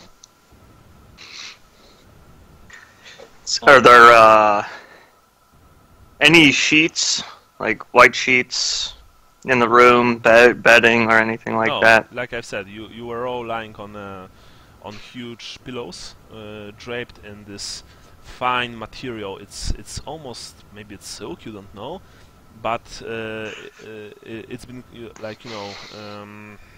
what's the word? They've used a dyeing agent to this color. But Rubbing my eyes, disbelief. It's like you don't think that you're dreaming, but you don't really know. The last thing you remember was the meadow full of black flowers, and Olesia shouting something about black lotus. I think we got drugged and went on to a little detour. I don't know what happened. Maybe we got double-crossed and we got sent somewhere. I guess I'll look out the window and be like, it was a heck of a detour we went on. We'd had to have been out for, well, it took us over 2 weeks to get to get from Nuln to Talabheim land. I got no idea where this is, but Leopold closes his eyes and taps his heels together and says, "There's no place like Nome. There's no place like Nome." Gennaro is also like, oh, what the hell is that? Boss, this isn't Tylea. What the hell are we? I have no idea. I don't think even Ronald would appreciate this kind of trickery. Well, I think being from Talia, you might know a little bit about the folks outside. Is it completely foreign to me? Like, do I have any idea? Yeah, you see that these people are strange. I mean, their skin is the color of olive, but their skin is much more darkened than the skin of Tyleans that you are used to, Sally. And their language is both melodic and strange sounding at the same time. You don't recognize it at all. And those animals, you can also think that you see a small monkey making its way onto one of the rooftops. This monkey has this silly little hat on top of its head with a single golden like braid coming from the top of it, and you see that there's a scroll tube attached to its back, and it's you quickly lose the sight of it as it jumps from one rooftop to another rooftop and then just disappears from your sight. Does the clothing they wear somewhat resemble that little elemental we fought in the haunted house? Yes, very. So I want to make that comment. Oh yeah, I was like, what the hell is he talking about? Now I get it. Yeah, it's very, very similar. Actually, you see that most of the people are either dressed in long, heavy clothes of luxurious, made from luxurious materials, or they actually have sleeveless shirts or vests and baggy trousers. Also, their shoes are very strange. Many of them have their tops placed upwards. They look rather silly to your eye, but people walking in them don't seem to have any trouble with moving around the street. Yeah. Are we wearing what we were wearing before? Yeah. You're dressed just like you were dressed before. Okay. I want to try to find a smaller piece of that pillowcase or cloth and wrap it around my head as much as I can to keep the heat off, and then ask if anybody else wants to venture out, see what this place is. Yeah, I'm gonna go look at the water and mugs of water, and I think I'm gonna take the risk and drink some. You're extremely thirsty, all of you. This heat is literally punishing to each of you, especially those from the colder provinces. Like, for example, Lucas, you begin to feel really, really bad because even at the height of the summer in Talabheim, it's nowhere near as hot as here. Yeah, I'm assuming I'm also probably taking off my. I'm telling you, taking off my armor and stripping down some so that it's not as terrible feeling. Yeah, well, you did that. It helped a bit, but just a little, wee little bit. You can feel your hair. Your hair is greasy and full of sweat. Your shoes are. You dread to think about the smell coming from your feet. Yeah, it's this really, really, really uncomfortable feel. Anyway, you approach one of the tables on which the water jug stands. As you take the jug, which by the way you see is made from clear glass, something very rare in the old world. Actually, you can also see that inside the water, there are a few flower petals swimming on the top of the water, and the water itself smells very nice, like maybe honey was added there or some kind of some kind of aroma. It smells flowery and sweet, and you just want to drink it so badly. Yeah, I'm gonna drink it so badly. Yeah, you feel one of the once again, big glass cups, and drink the water. It's the most delicious drink that you ever had. This water is cool. It slides down your throat like extremely smoothly. It tastes wonderful, and it helped you so much. You no longer feel thirsty. You see that Lucas is like, Yep, I'm gonna follow suit. like that Diet Coke commercial with all the women standing around watching the. well, Never mind. It was a famous Diet Coke commercial, but I don't need to watch nobody else remembers it. I'm gonna wait just to make sure that nobody drops dead from drinking the water, and then I'll drink it. No, you see that nothing bad happens to the rest of the party. You all drink to your heart's content, and you feel a lot better. It's like, oh, wow. Yeah. Oh. Well, I'm going to go out where there's at least a breeze. There's no breeze. Anybody's no breeze outside. No, like the air is just stale. It's in one place, so to speak. Is it like jungle or is it arid? It's arid. Yeah. Although it's actually you can smell salt in the air. Like it's Sally. It reminds you of your home. Lucini. Huh. Which I believe is placed near the sea. Yeah, it's basically the smell of a sea. Huh. It's probably better that there isn't a breeze, because when it's so arid, it's just like a blow dryer. Wait. Yeah. Is it arid, or because earlier you said it was like so humid? Yeah. All right, let's just say that it's arid. I think it's okay. But it's let me go back and change the the notes then. It's still very You can still smell the sea. I'm very assuming. uncomfortable for all of you. Yeah, I'm assuming you're describing like Araby. Yeah, exactly. So, Yeah, that's what I was gonna say. Does anybody have common knowledge Araby? No. I know that none of you have.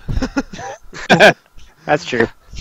Well, I was thinking, people from Talia might recognize some of these folks from trade ships. But... Yeah, actually, Sally, you do remember watching a few of people like those outside on the streets of your city. They were usually merchants, but you never saw too many of them. They were strange folk, speaking in their own language, and you were actually a bit afraid of them when you were younger. They looked like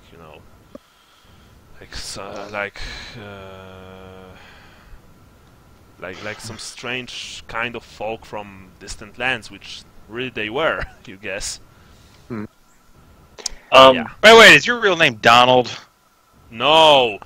God damn it. I mean, yeah, he's afraid people from Araby, so Yeah. I just assumed. No, but I am actually trying to present those people to Donald Rumpets. to people from those times, and Yeah. people from those times. I didn't use the term because I don't like it, but I could use the term devils. Because trust me, Europeans were thinking back then about people. Oh from no, Araby, like, I'm black. I know, but I don't really like the way Trump, calls those people, and I don't like the way he treats those people. So I'm not even in this game. I'm not, using things like that because I don't like them personally. But and it's not like you guys are afraid of them. You're just like, wow, it's something completely different. It's like you're more fascinated than scared by them, really. So Leopold says, well, since we don't know where we are, and we think maybe we smell a sea breeze or sea air, maybe we're in a port that we can buy passage back to the Empire. Does that sound like... Like we could find a merchant that might speak a common language or something. Right. Yeah. Well, port would probably be the best place for that. Yeah, so we need to get out of here and look for the docks, I guess. I mean, if this is real, then This isn't real, says a voice behind you. Dun dun dun! I want to turn around. I smash it with my club. You take out your club, which is actually a rather reasonable thing to do in such a situation, and you see that in the corner of the room stands an elf. Oh, I already don't like him. Yeah, it's Spit. It's the first time that you actually see an elf so close to you. And those of you who've seen elves before know that this elf is a bit different than those that you've seen before. The elves that you've seen before were, if any of you actually saw them, they were usually dressed in greens and browns. They look more like, well, huntsmen or, rangers, something like that. And they almost never stop to talk with anyone other than, well, their own kind. This elf is dressed completely different. He's got this white and blue robe, a strange hat, crown, you don't really know, on his head, which is made to your eye from gold, ivory, and gemstones. Sorry, gemstones. There's an elegant blade strapped to his belt, and he carries a staff, a winged staff, in the form of an eagle. Of course, his face is long, his eyes are huge and almond-like, and his ears are pointy. He also has a long, fine blonde hair. This is a dream. Leopold of Wissenland, he says. What? Well, how do we wake up? You don't. Right now your bodies lay inside a coach which is traveling through a field of black lotus back in, well, how do you call it, Talabheim, in your primitive and vulgar language. The woman kissed And who are you? He just keeps on, monologuing like he doesn't give a shit. The woman Kislevite is trying to get you to safety, but she also is in danger of succumbing to these flowers. Excuse me, Halfling, were you asking me something? Oh, I am Raphael of Hof in the kingdom of Safari. But of course, you wouldn't know anything about it. So this is where we're at? We're in this kingdom of Selfry? No, you're in the city of Lashik, the capital of the great nation of Araby. Far, far to the south of your empire. I was actually meditating and immersing myself in the 12th enumeration of Belianer when my conscience mingled with yours. I didn't plan for this. I didn't ask for this, in fact. But here I am. We are all prisoners of our consciousness. Did you succumb to the Black Lotus as well? No, the winds of magic actually are fickle things, and while I did try Black Lotus a few times in my youth, it never really Inhaled. appeared to me. Yeah. Sorry. He looks at you. How- Such a primitive way of administering narcotics to your system. But yes, I did inhale Black Lotus a few times. It was an unpleasant thing. But I was young and foolish. Anyway, for reasons unknown, my trance brought me into your sleep, so to speak, and I'm not able to wake up before you will. So that makes me a prisoner of sorts. You're a prisoner, in fact, but you are also prisoners of your own minds. Isn't this fascinating? And he Perhaps looks at you would know. with the thing is that his face doesn't change. It's really creepy. he's saying all those things, and he's like this. He has this one kind of face.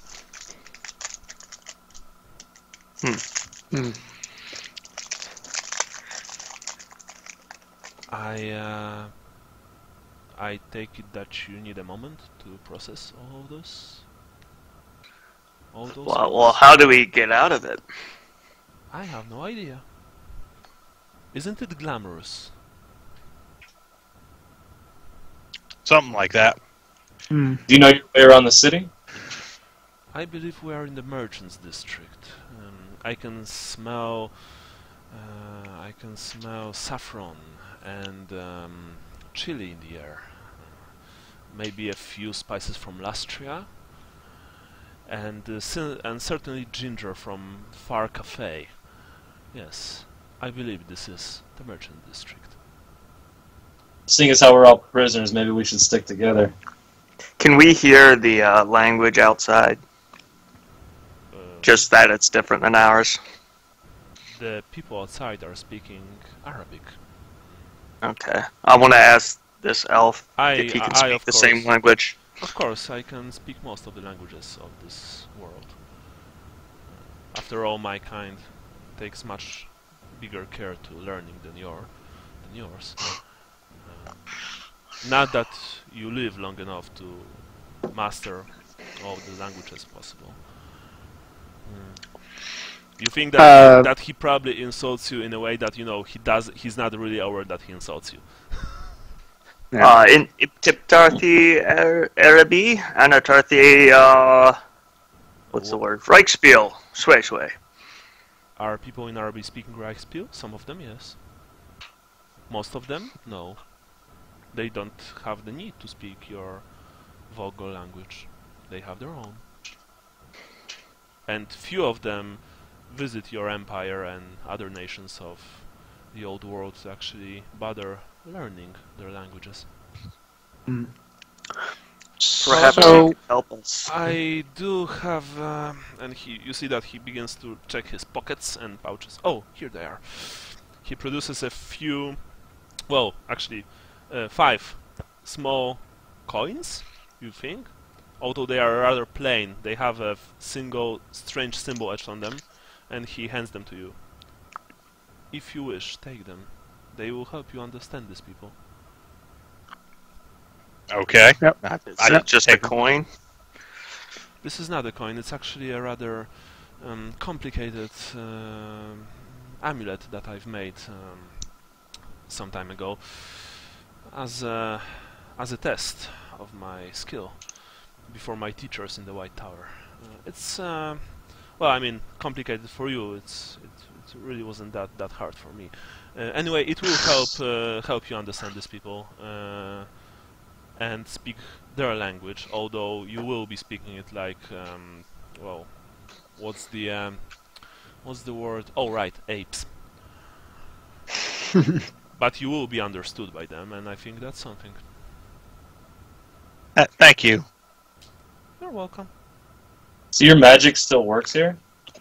Yes, I can feel the winds.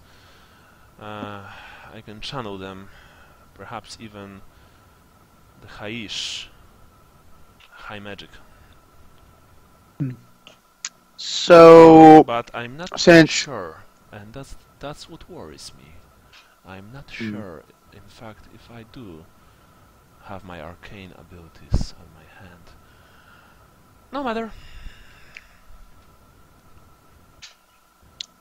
So, we're prisoners of the Lotus Dream, and you're prisoner because you're stuck in our dream. Yes. So, do you have any proposals for what we need to do to wake up? Well, I could probably try to kill you, and there's a chance that I would wake up. Although I'm not so sure. That's the problem. In fact, if any of you would die, then there's a very big possibility that none of us would wake up, because quite clearly you are all connected somehow, perhaps by, for the lack of a better word, faith or fate. Sorry, fate or destiny. If I would hazard a guess, You probably need to do something to wake up. It usually works that way. But what is it you need to do? I don't really know. Hmm. I think maybe we need to kill that monkey. Shock the monkey? Yes. So typical of humans. Kill, kill, kill. As if it actually accomplishes anything. And with that you see that he crossed the room in a few strides and well, poured himself some scented water and began to sip on it. He's got a rather distracted look to his eyes. Well, killing something got us out of that haunted house. Haunted house, how fascinating. Alright. You see that he looks outside one of the windows. Oh. What is that globe? What? That What golden. is that globe? Oh, that's the Sultan's palace. It's actually the whole complex takes is one of the biggest buildings in the city. It is in fact part of the city, if you know what I mean. It takes a bigger part of the city.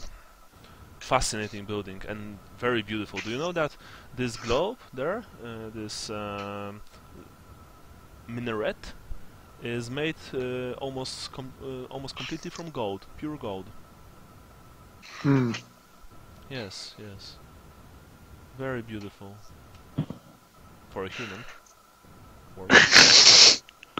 Well, I don't know. If I think I'm going to go outside and see how this little Google Translate amulet works.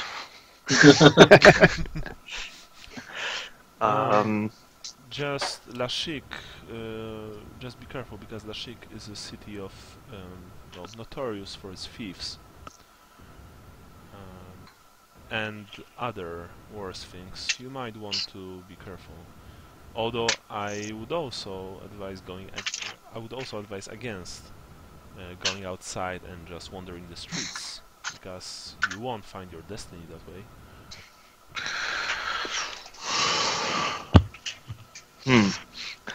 Well, I'm at a loss as to what to do. What do you think you should do, human? Well, my first idea was to,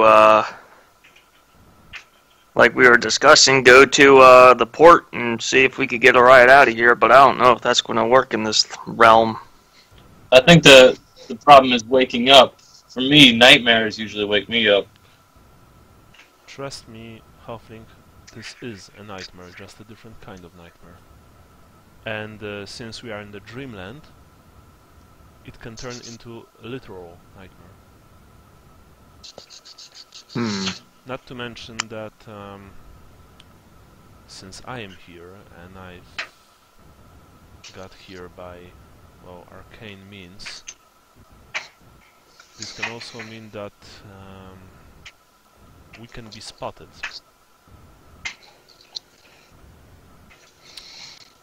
How would they treat us as we are now, No, looking like we're foreigners? You don't understand. Not spotted by them, by people outside. Spotted by the things from beyond the veil. I can smell on you their stench. You've met them before. The Neverborn. Or, if you prefer the vulgar term, demons. I clutch my wrist where the scar is still healing. Yes. Oh yes. It left its mark on you. It can smell you now, you know? Smell you through time and space. Fortunately, since you're still alive, it probably has better things to do than hunt for your weak and dim soul. But if it ever tires or gets bored of other things, it may just come for you. Salvatore. Leopold makes the sign of the hammer. And the longer we stay here, there's a bigger chance that one of those things will indeed make sport of hunting us for its amusement. Or maybe not. Alright, well, Who knows? Well, then let's go. yeah. I'm going to, yeah. Yeah, like I said, I'm going to cover my head to get as much of it out of the sun as possible, then say, well, shall we, find our destiny then? I doubt it's in this room. Yeah, probably sitting in the room isn't going to do it for us. Let's go. Go ahead, says the elf. Alright, well, I'm going to try to cover up as much as my clothing as I can. Like, if there's any white sheet, something to just drape over, kind of block the sun from coming in. There's a lot of sheets and rags here. You can probably just cover your bodies rather well. Mostly, although you will still feel the heat. yeah. Feel the heat. Yet again. Yeah. Yeah. Well, insulation works both ways. It can keep heat out as much as it can keep heat in. So I wanna try to cover up. Yeah, I think Lucas, being from the north, is probably going with his gut reaction of not putting more clothes on. Yeah. Yeah. Probably a good idea.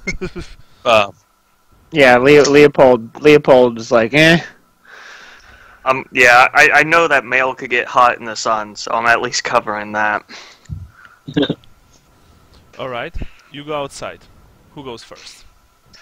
I'm drinking more water before I step outside. Alright. I guess I'll step outside first. Yeah, Yeah. I'll follow Vincent since Vincent we normally are. steps outside. You see that he disappears behind the curtain, and he walks right back in. Hey! Hey, what's up?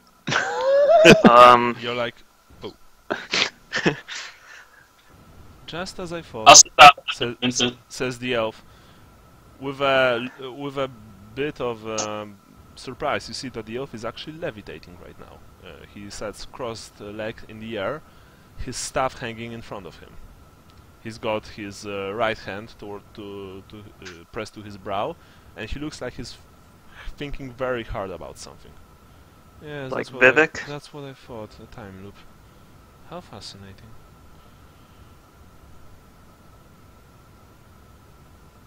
Hmm.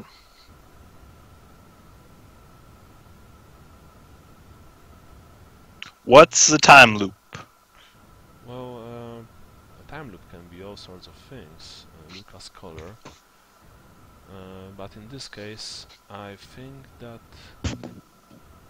it is here because, well, you don't have idea what to do. And so, this reality, alternate reality perhaps, doesn't want you to leave, because you haven't decided where to leave, if you catch my meaning. Mayfly. Hmm. Well, if this is a dream, It's a dream and not a dream. I'm going to keep looking outside, and I know everything looks different, like it's a different culture and everything, Well, but I'm going to try looking for something that kind of breaks the minds of physics while this conversation is going on. You look outside and you don't see... Well, you see, all the things that you saw before. There's nothing out of the ordinary except this is a faraway kingdom, and you are stuck in it. well, I think any building that's got a giant dome of solid gold has got to be where our destiny lies. Yeah, I was thinking that's the only notable feature, so we should probably go there, and we can maybe get a chip of gold from it.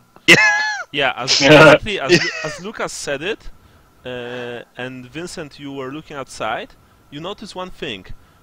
you can't really concentrate on any other building than the one with the dome. All right. All right. And Well- we know that that's where Sally wants to go anyway, so... Yeah. The elf looks at you and says, "Now you're playing with power." Now we're cooking with gas. All right. All right. Well, I'm going I start to. pushing buttons on my arm. I'm going to concentrate on going to that tower, and I'm going to try going through the door again. You do this, you exit the door. You stand outside in the punishing heat of Arabian sun. In front of you is the most magnificent building that you ever saw. It's a palace, but it's a palace of dreams, created from white stone, gold, silver, and ivory. It is huge. It is beyond anything that you ever saw. You almost want to fall to your knees and weep at the beauty of it. Hundreds of people move through the plaza that you're standing on, all dressed like I've told before, but actually most of those people, their dress is even finer. You know, their robes are laced with gold and silver. They have pearls. Women have pearls hanging from their hair, and golden bracelets. There are guards patrolling this area, armed with huge white swords, curved at the end, and long ceremonial spears. Strange sickle-like shields hang from their backs. Some of them have what appears to be muskets, but imperial muskets, but they are in fact much longer and much more ornamented. Yeah, it's beyond words. You can't believe the sight that you're seeing. It's fascinating. And yeah, the rest of you actually stayed well inside. But you see that as Vincent exited the building, he did not came back.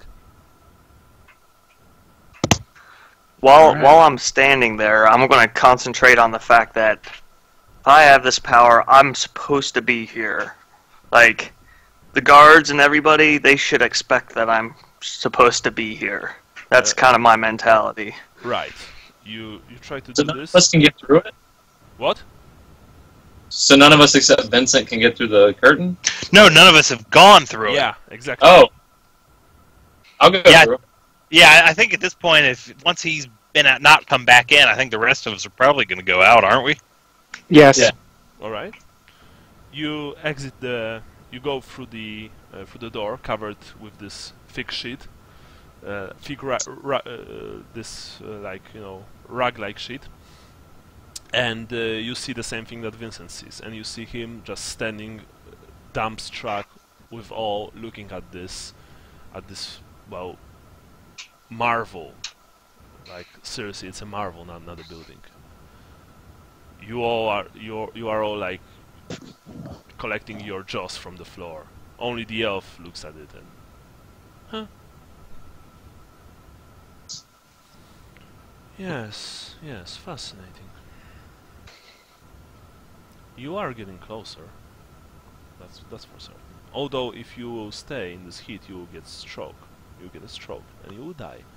So I suggest that we come inside. Well, Yola, imshi, let's go. So, the elf smirks. You move towards Okay. the huge entrance.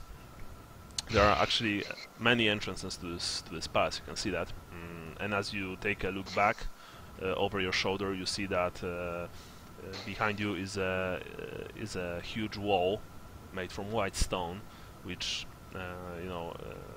divides this. I mean, it like protects this palace from the from any possible attack. Although you can't really imagine what could take such a place. Who could take such a place? As you move towards the entrance, a group of 10 guards quickly moves towards you from the front.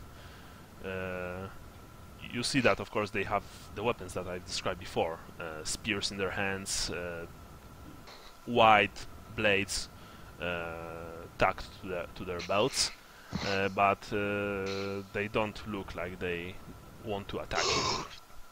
In their leader, while all of them have tall helmets, almost completely covering their faces with silver masks, their leader has a bare head, except for a long scarf covering the top of it.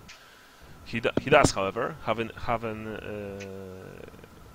impressive facial hair, like, long braided beard and long mustache.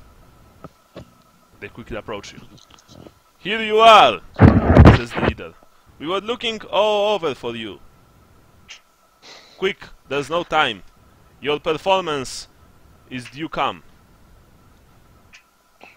Well, lead the way. "Yes, where are your instruments, men? The Sultan will not be pleased." They're right here in my hand. I'm gonna look down at my hand. You don't see anything. Oh, damn it. Is this some kind of a joke, foreigner? Tell me, you left them at your room and you forgot about them because you were drunk. You got drunk on the wine last night, right? Yeah, that's it. Good. Damn foreigners. It's always the same thing with you. Right, we'll escort you to your room and you get your instruments. Now, mind you, I hope you don't have a hangover, because if you give a bad performance to Sultan, he will order you thrown into the pit of snakes. Well, as long as he gets his entertainment. Very good. Follow me, he says. And the guards move in a way so that you are all covered from every side. You see that Gennaro is actually really nervous as he looks around. He says, like, "Boss, I don't like this. I can't play any instrument. I can't even sing." You play the Maybe spoon. they're just go with it. What? What? I said me either, just roll with it. Yeah. I said Gennaro can play the spoons. That's a easy one. Yeah. Oh, I thought you said something else. Oh. I thought you said he could play the skin flute. Okay. Well, yeah. There's always may that. entertain the Sultan. Yeah. Oh no! Oh God, no! Please, not the Sultan. Yeah. By the way, you also see that the elf is no longer with you. You don't know Okay. what happened, but he just disappeared.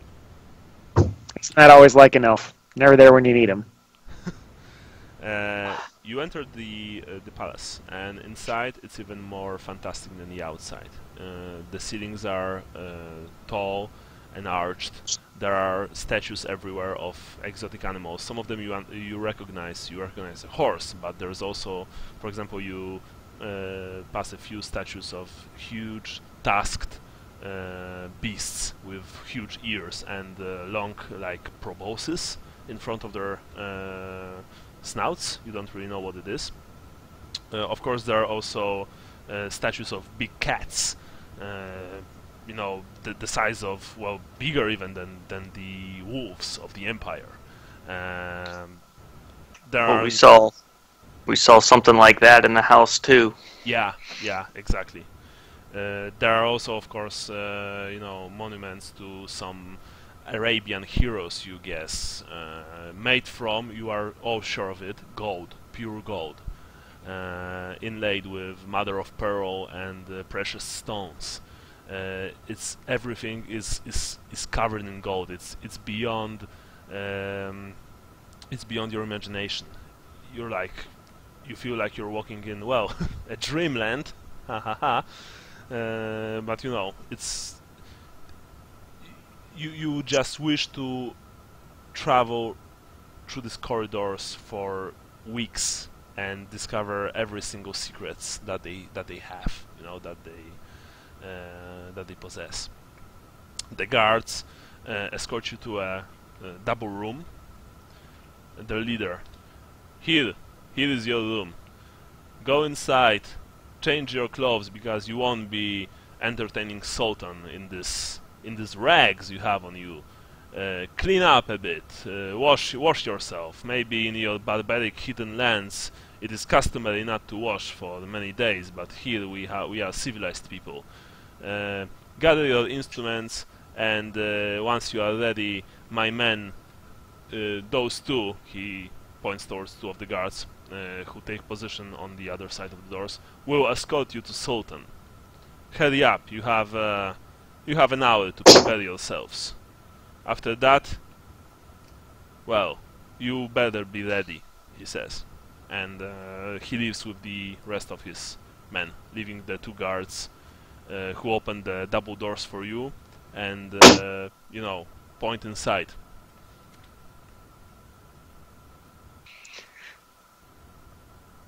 Alright, As you do not move, they point inside rather quickly and with less patience. Yeah.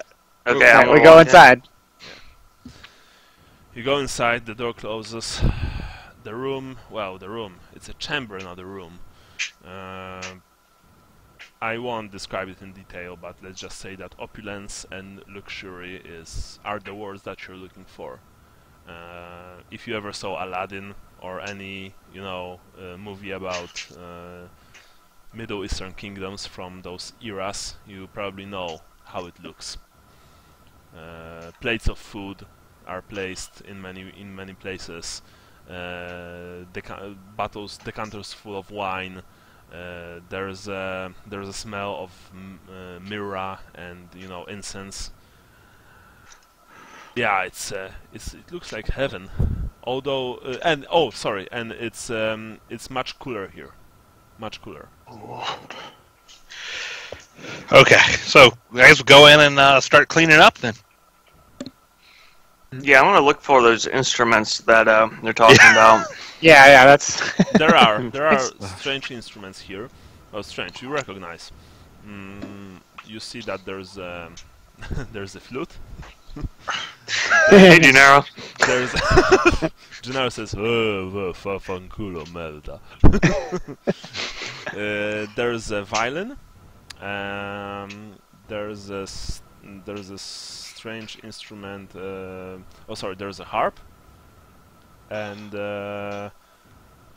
there's a horn of some sort, and what's the word? Clavecin. It's an instrument with like like keys that you hold in one hand. Okay. Yeah. Of course, none of you know how the hell do you play those. An accordion? A keytar. No. No, An accordion can be held with two hands. Yeah, and this one With keys with one. I guess I can't. Yeah, alright. Yeah, this one you hold in one. It's probably like a Yeah. a handheld harpsichord.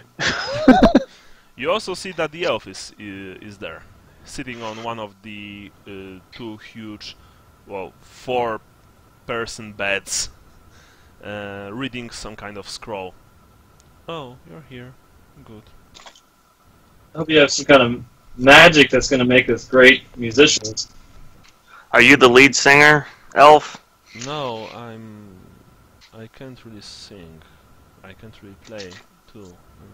My brother is a very accomplished artist. Actually, he is a master of harp.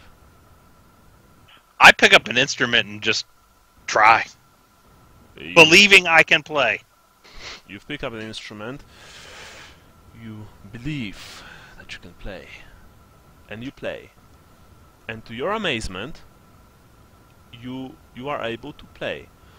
Although to your ears, and to each of your ears, and most certainly to the elf's ears, you are butchering this instrument. But you do know how to play, and yes, you do know.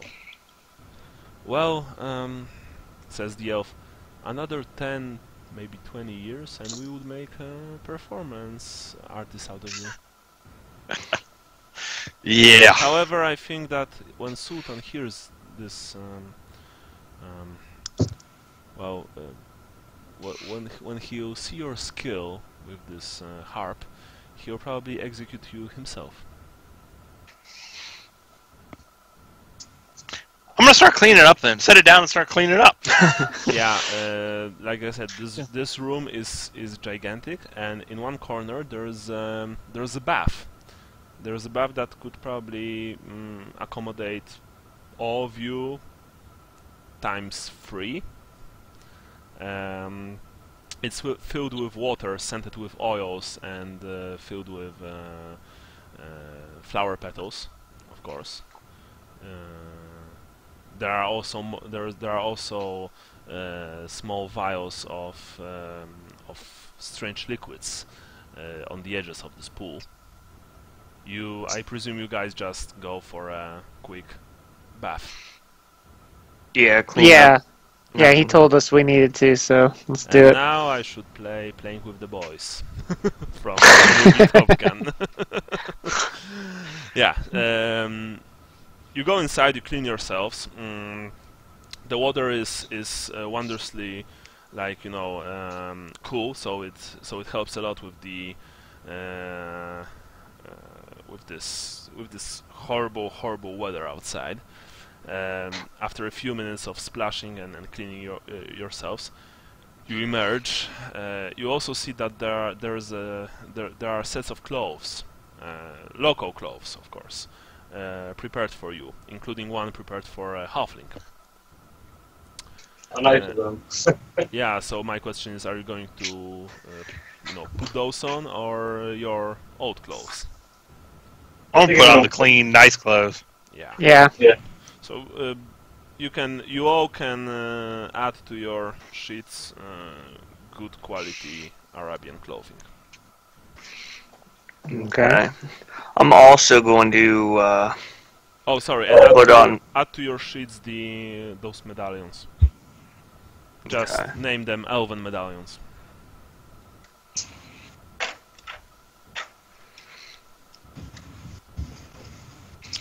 I am also going to put my more expensive mail and stuff on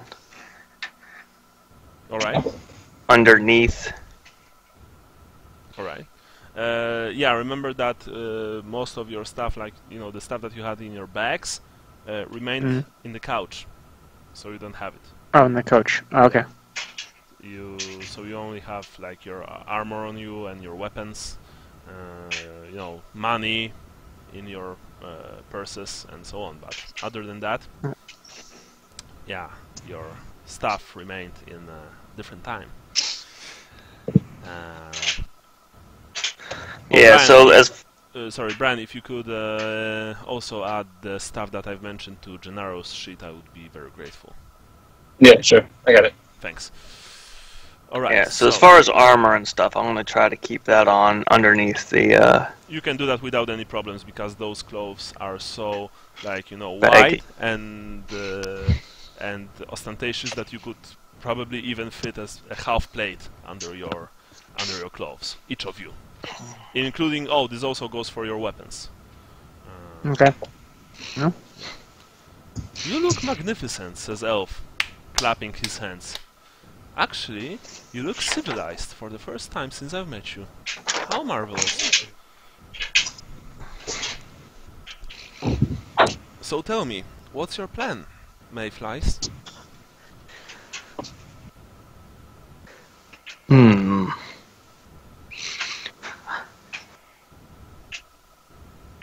Well, after Lucas's demonstration with the instruments, I'm a little worried about our performance coming up.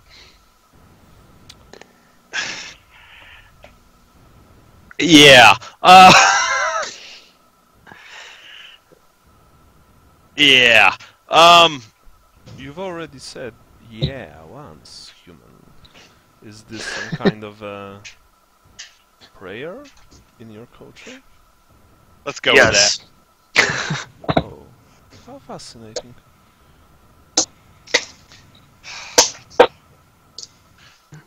He looks at you expectantly. Or maybe not, you don't really know with elves. They got strange eyes. I'm gonna try playing again. Yeah. You take the harp once again. It's a small harp. It's it's not the kind of harp that you sit right next to. It's kind of that you actually held in the crook of your arm. You play once again, and once again you play like shit. The elf actually even made a show of covering his ears and just, Here's a thought. Why don't we see maybe like each one of us is supposed to have a certain one, so maybe if we all try each one and see if one of us is better at. So like, why don't we all try the harp now and see if anybody's any better than Lucas? You do that. Yeah. Won't be very hard to be better than me. After a few minutes, you've discovered that Gennaro plays the harp like a maestro. He's like, oh, I can really do that. And yeah, even Elf, he looks surprised. For the first time, you see a surprise on his face.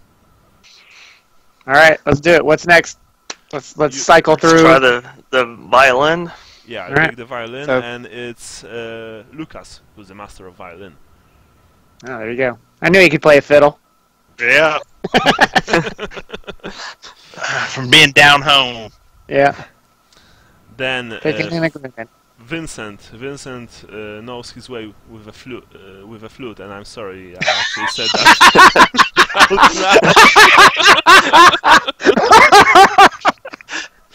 Didn't wait around.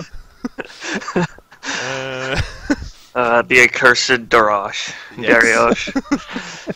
While Lucas is very good with the strange device that you already said I was good with Leopold sorry, can blow his own. Leopold, yeah, Leopold is actually very good with this strange device that has like keys, but is actually held.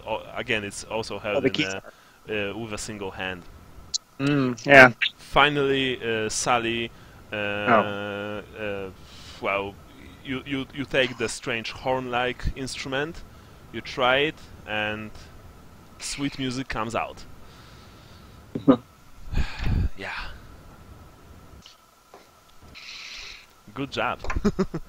Yeah. You've got your instruments. The elf looks at you. Nice. Very nice indeed.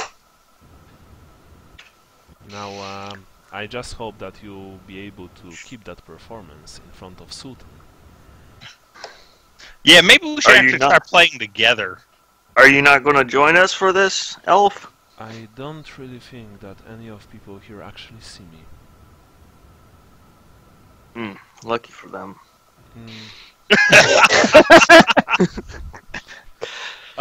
He doesn't even comment that.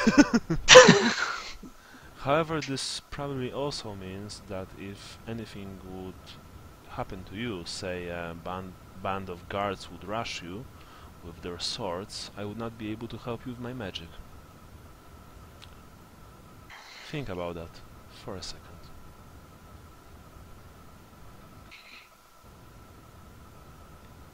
Okay.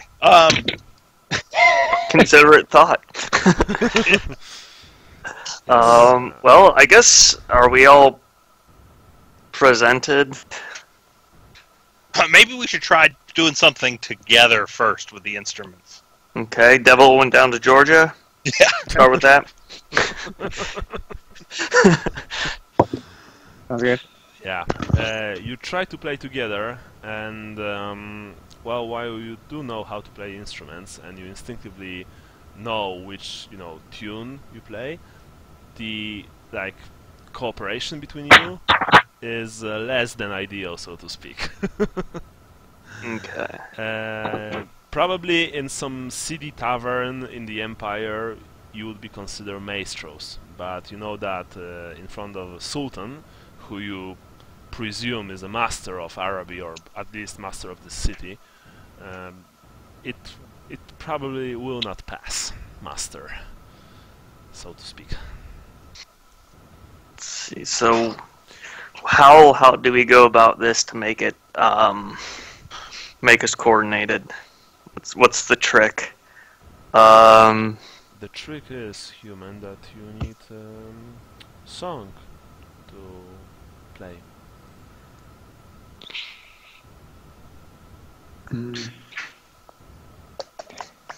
Is there any sign of any music anywhere around the room? No, but you see that there is a very old world-like looking chest. All right. It's placed near where the instruments were. Okay. what's I will in check that. it for traps. You check it for traps. There are none. Okay. Is it open? Yes, it is. Okay. I'll open it. You open the chest. Inside, there are a few sets of clothes, distinctive imperial, like. There are, flasks of wine. I mean, bottles of wine. Again, looking very old worldish. And there are sheets of paper, actually. Like sheets of paper, tied together with a wool string. All right. Let's open them up. Just one copy. No, there are there are quite a lot of them. Probably at least 40 pages, Okay. if not more. You see them, and they are. Those of you who know how to read see that each of them, has a different title, and you presume it's a like song title. The Okay. the Ballad of Fair Margarita, the Song of Sigmar's Triumph, the Ulrich's Howl, von Klatzenberger's Victory over Greenskins, and other things like that. Okay. I'm going to look at the notes and see if I understand them, and then somebody who can't read, I'm going to give them a copy and be like, "Do you understand what this is saying?" You've So Lucas, can you read?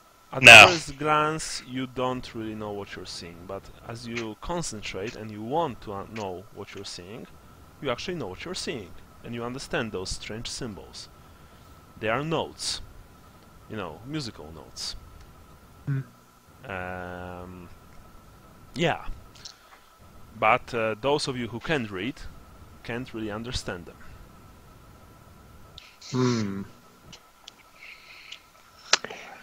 Well, Well, if we know how to play, like something that we do know how to read, like how about we play? What was the Sigmar one? Actually, there are a few. There is a Song of Sigmar's Glory. There is the Triumph at the Astophen Bridge. There is the smashing of Goblin Skulls by Great Sigmar the Warlord by Markus Hohenstaufen. Okay. There are quite a few songs with Sigmar in the title. Okay, I'm gonna look around the room, and the first one you mentioned, I'm gonna declare that and be like, Roll for intelligence. let's try this. Vincent, roll for intelligence. Okay. With a bonus modifier. Alright. You've taken one of the Sigmar songs. This is actually the song about Sigmar meeting a lovely girl named Matilde. It actually has the title When Sigmar Met a Lovely Girl Named Matilde. I wonder what this song's about. As you read the words of the song, it's become quite clear that this is a very inappropriate song. So it's talking about all the Sigmarites that came after. Yeah, well, came is the right word. maybe we should stay away from from religious themes if we don't know what this Sultan's into. So, is there any How about any non-denominational? yeah? How about Music? songs of battle? So like the the defeat against the orcs one might be There appropriate. There is. Um, The battle of the great tale of the battle at Astofen Bridge, for example. is there any with sailing or shipping or something like that? Yes, Manan's jolly journey. That might be nice since it's a coastal town. There's also a song about the Crusades to Araby, but you guess that it's. Oh, let's very- hammer that one out at the end. That'll be the encore. Yeah. All right, and let's go. Oh, this one's nice. Yeah, so yeah, let's filter through and grab a few songs, maybe that sound appropriate. You know, the time is running out, and you know that if you want to master even one of the songs, you have to pick one, and it's probably it's probably need to be a rather simple one. How about let's Yeah, do a s- I bet the Manans one is pretty simple. Sea shanties usually are, so. Yeah, Yeah. It's a glorified sea shanty, really. But Okay, yeah. there Perfect. are no, there are no offensive words there. So, yeah, this one actually sounds rather well. It's appropriate for a coastal town, and since we are foreigners, it would be even more appropriate still for us to play it, I think. Yes. So from the top. Yeah. You like train first. Yeah. Yeah. All right. You give it a try,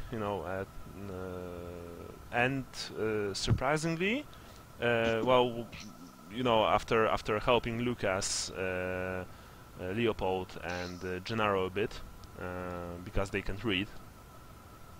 Actually, I think Sally and I can read. Oh, sorry. Yes. So after helping Lucas and Gennaro a bit, because they can read, you actually, at your third attempt, manage very well. The elf, of course, is looking at and saying, and this passes for singing in your culture.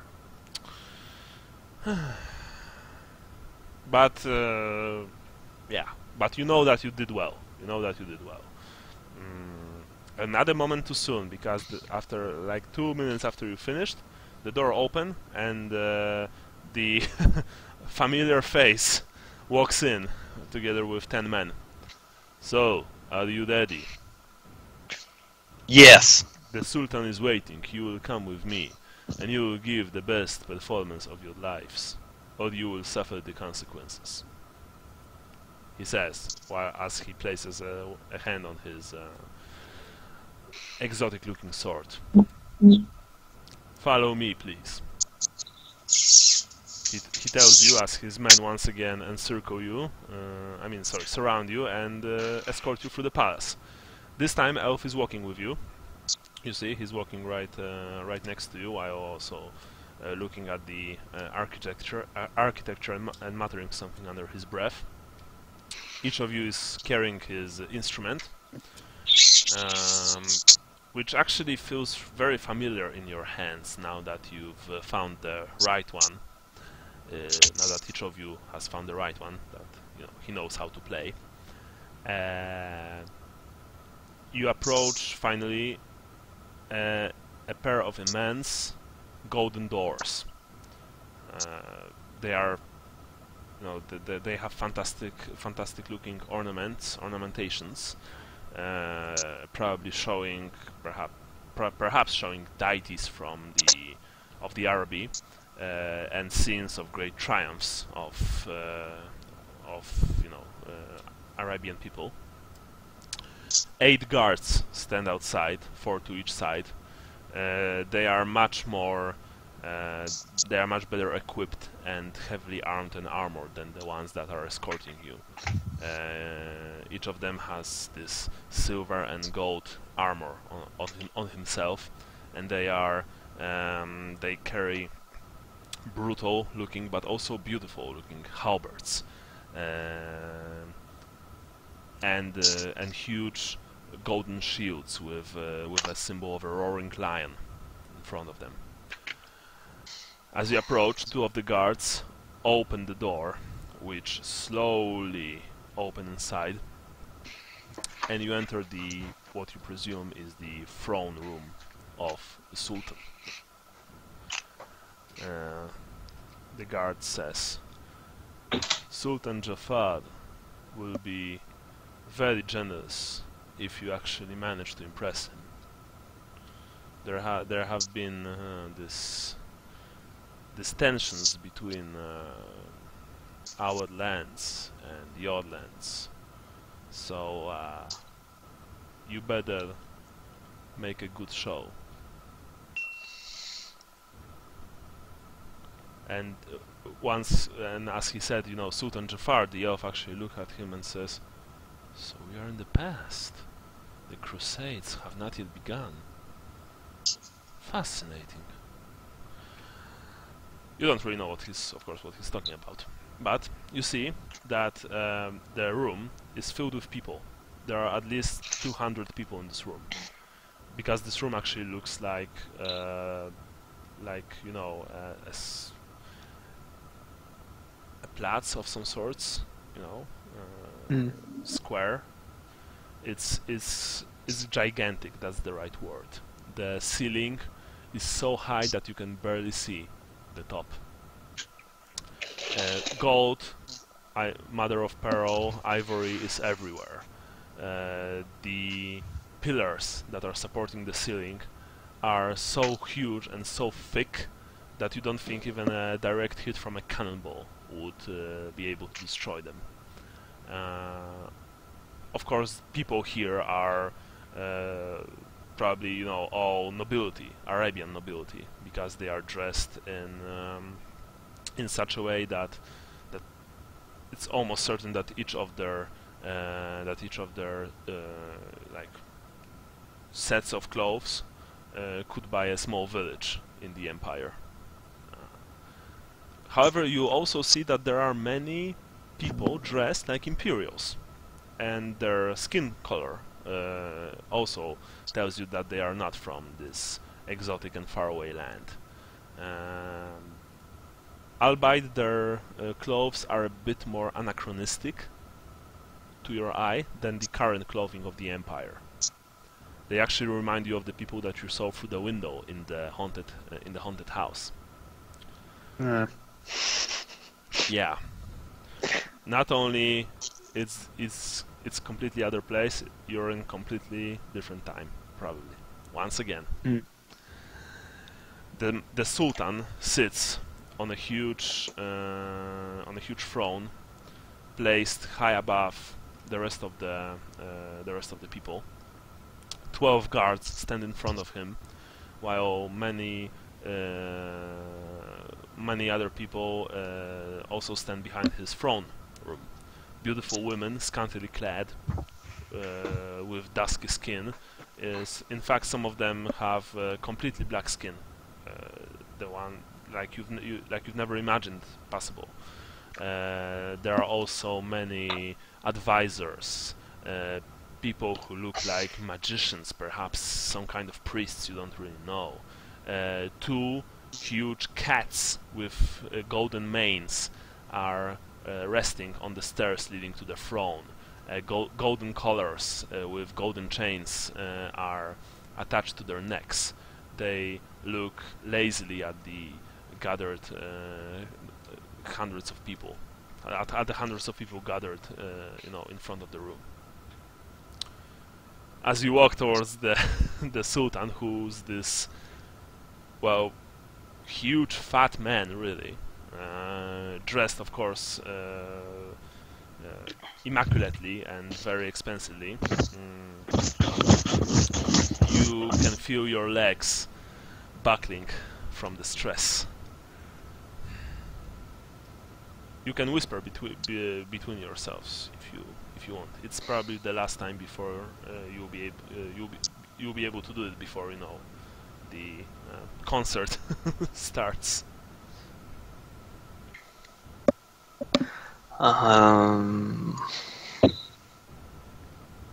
Good luck, fellas. Break a leg. Yeah. How about we should have somebody present the song, or like speak before we play, just so that we're all on the same page. Who has the highest? Who do you think has the most Fellowship. fellowship? Yeah, I have etiquette, but I don't have very good fellowship. Yeah, neither do I. Where the hell is my fellowship? It is -33. Likewise. Yeah, mine's in the 20s, so. Right. 5. Well, what's yours? 35. Okay.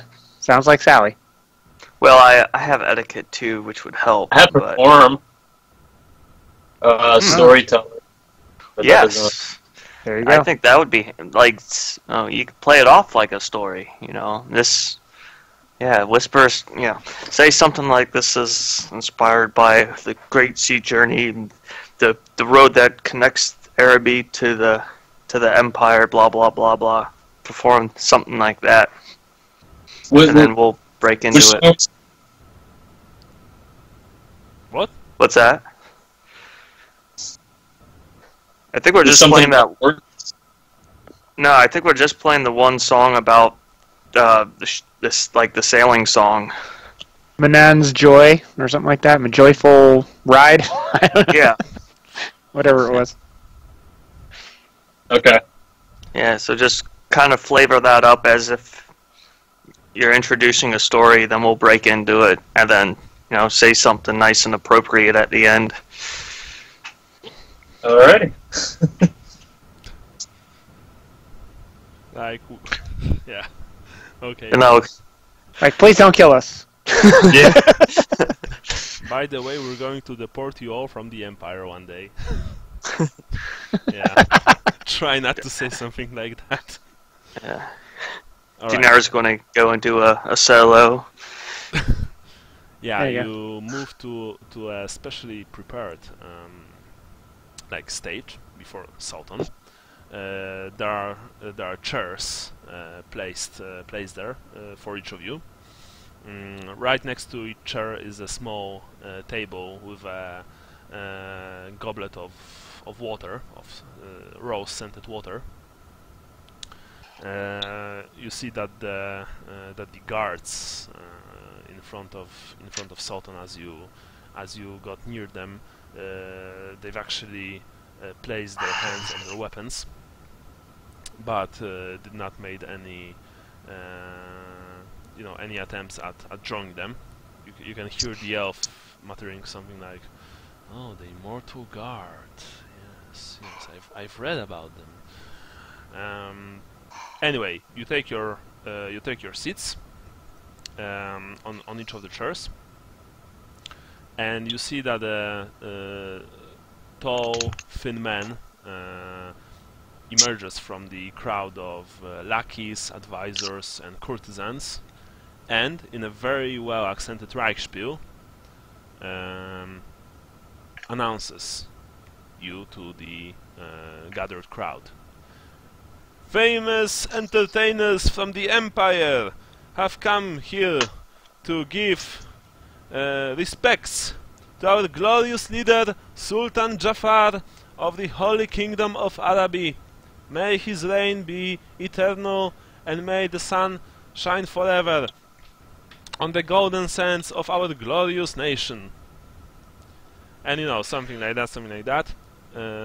He says, actually, he gives a very long, toady-like speech about how Sultan is, how awesome is Sultan Jafar, and how cool of a guy he really is, that he actually helps the poor, and that he has the favor of the gods, and he's just too great.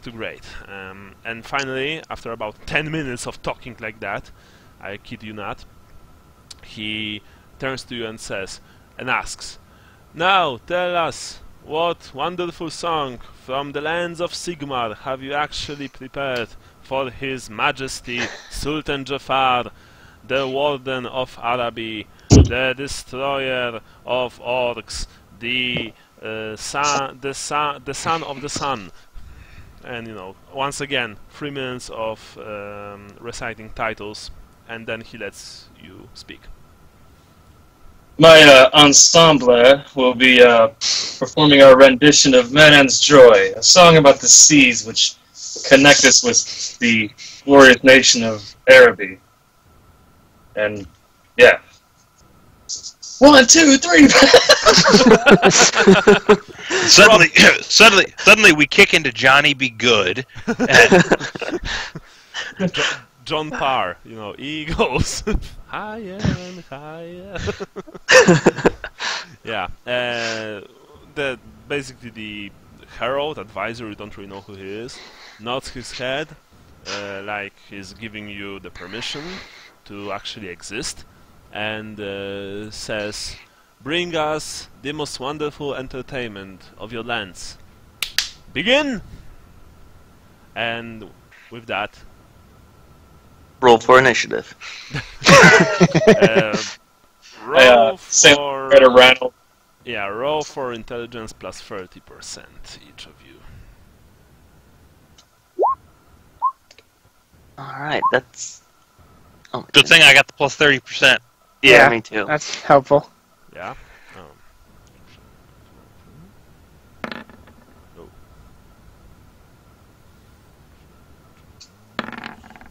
Oh, she made it. Great.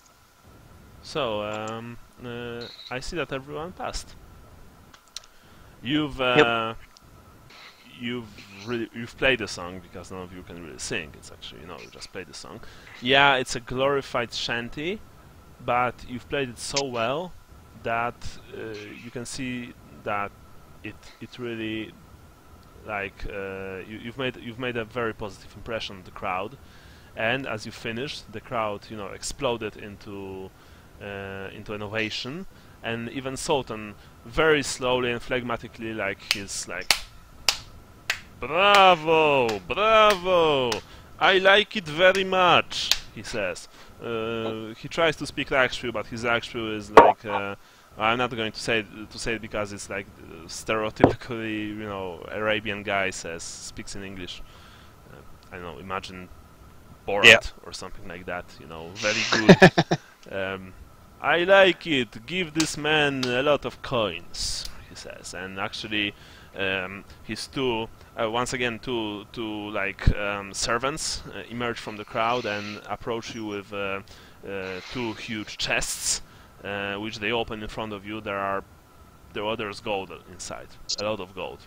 To your eye, it's probably about something between 500 and 800 gold crowns. I mean, gold pieces. You've never seen so much gold in a single chest. I bow to the Sultan.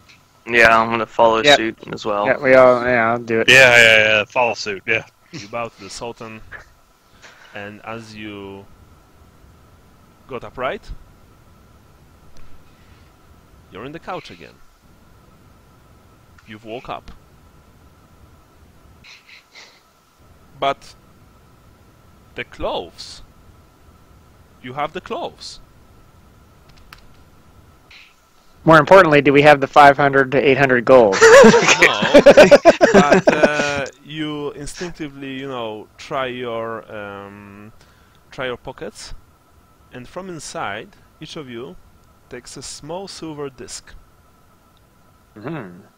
with the strange face symbol of the elves. And as you hold the disc in your hands, you think you can hear over the clamor of the coach as it travels through the forest of Talabheim. You think you can hear the voice, melodic voice, saying, "Good job, mayflies." And that's it. Alright. Do we have the instrument still? No. Okay. However, like I've said, you can write good quality Arabian clothing and elven amulets. Very nice. The amulets basically, the elf told you how they work, so you guess that they can help you understand, foreign languages, even if you don't know them. Cool. Is it finest or good quality clothing? Good quality, not the best quality, but Okay. good quality. It's still, that's still probably worth a lot of coin if you sell it. Okay, I think clothing is all 15 encumbrance. Well, except for we lost the clothing we were wearing, right? I mean, that's not under. Well,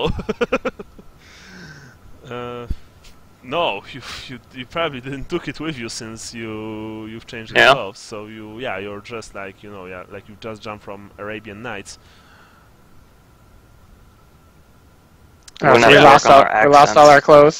Yeah, but you all have good quality clothes, so Alright. you're probably came up better with the whole deal. All right, so that's Okay. it. That was this one shot today. I hope you guys like it. I know it was probably a bit more like high fantasy deal, D&D, but I wanted to try something like that for some time now. Mhm. Oh, that's cool. Yeah. Yeah. Yeah, I certainly had a lot of fun describing a completely different environment to you, and I hope I didn't went into the stereotype town. No, I don't think so. About people from Middle East. Well, part of the problem is that's what the GW designers did, Yeah. all those years ago. So you're hamstrung a little bit. Yeah, like same with Kislev. Everyone is drunk I think on it's- vodka. Yeah. Mm. I like because it provides like a source or like a starting reference. You know what I mean? Like Yeah, yeah. that places in the old world are based off of real places. That's Yeah. that's what I love about the old world. Really, I do like the fact that it's it's very hard to it's get our exposed. history, just through a kaleidoscope, something like that. Through a Yeah. warped glass of sorts. Yeah, I really liked it. I like the Araby and the Warhammer universe anyway, so it's really hard to kind of get into that. So it's kind of neat to have done it.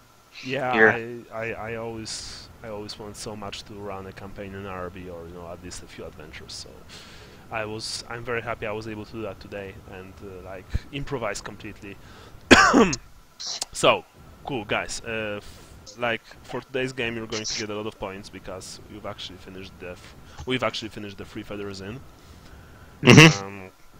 So first of all, everyone gets 70 points for the game today. Okay. Are we combining both? What? Are we combining the 3 feathers and the Araby thing? Right. Wait a second, because there was the last. Sorry, not 70, 140, because there was the last adventure and this adventure, so it's 140. Okay. Then for characters, everyone gets 20. Then for province, birthplace, everyone gets once again 20. Okay. Then for religion. Okay.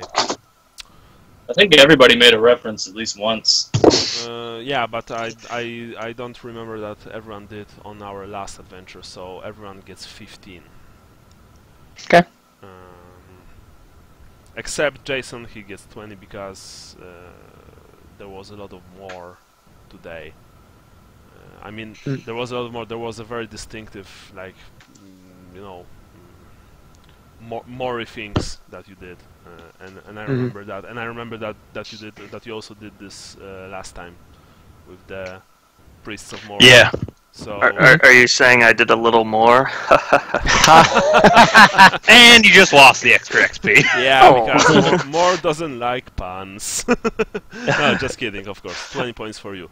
The rest of you 15, which I think is fair. Yeah, sure. Now the star sign. Oh my god. Okay, let's talk about today's star signs, and then I'll think about giving points. I remember if you actually replayed them last time. Brian, your star sign. Radiant Cauldron, merciful, righteous, fearless. I don't know. Okay. I guess come back to me. I can't think of anything right now. Okay. Andrew, your star sign. Mummet the Fool, which is sensible, intuitive, and lucky. And I mean, I think for today, I tried to, picked up the instruments. Also, noticing the giant palace. Yeah. As Okay. well, I think was intuitiveness and sensibleness. So. Good working, good thinking on your part. By the way, Brian, I'll give you 10 points for that, and I'll give Andrew 15 points for that total. Okay. Jason. I think Gungren's Boldrick. I think it's pretty much Marshall. In the Three Feathers, I stood my post outside of the moor. As far as in the Araby, I don't think there was anything really. I kept my equipment on instead of taking it off in the heat. That's probably it, though. I'll give you 10 points for that. Oh. What do you say? Fair or not? I say that's fair. All right. It's pretty much all in the Three Feathers. Yeah. Sean. Cacklefax the cockerel, so essentially cheap money grubbing. I don't feel like I got a chance to be very cheap this time. No, but you were money grabbing, and yeah. You were asking about, you were saying I really liked about, we can maybe nick some gold from the dome. Yeah. And I remember that, so combine that with the Three Feathers, I'll give you 15 points for that. Okay. Doom. Tell me your dooms. Who was the most doom guy of all today? Brian, tell me your doom. Blind is the maiden that shall await thy soul. I don't know, I felt pretty confident with the trial. I mean, all right. I didn't kill anybody. I know how to be that I didn't. True. True. I think my soul is safe. At least today. I'll give you 10 points for that. Andrew? The sword shall bring no justice, only suffering. I mean, obviously in the Three Feathers, there was quite a bit of both the sword bringing suffering as well as justice. True. And then today there wasn't a whole. The second adventure in Araby, there wasn't a whole lot. Well, your advice to not do a song about battle is probably that wasn't my advice, was it? I don't know who mentioned it. I just said we shouldn't do one about Sigmar, probably. Oh. Okay. I knew somebody said something about it. Yeah. So, I think it's definitely more for the Three Feathers than for the one shot today. Give you 10 points for that. It's nice. Jason. I think again it's just in the Three Feathers. Helping bury the priests of Moor. Yeah. And then making the comment that their bodies go to Tal while their souls go to, and I think that's really about it. Nothing in the other. 10 points total out of 20 possible. I think that's fair. And Sean? Yeah, the hourglass shatters before thy last grain falls. I didn't get to shatter anything. Oh man, now I think of all these things I could have shattered. Damn. You could have mentioned something about the priest of Moor dying, since their symbol is an hourglass as well. Oh, I always forget about that. I've had the Priest of Moor thing handed to me a couple times, and I always ignore it. Yeah, well, the only thing I can think of is just jumping out at the guy and going for it, trying to get him, but I failed at that. So trying to get the assassin. Yeah. So that's the only thing I can think of from the Three Feathers. Other than that, I got nothing. You did the just jumping on the cultists right away when the chance came. Yeah, that's about, isn't it? Oh, actually, no. I forgot about that part of it. Yeah, if we're going back that far, then yeah, we jumped in there and. Oh, that's right. Yeah. So yeah. 10 points. All right.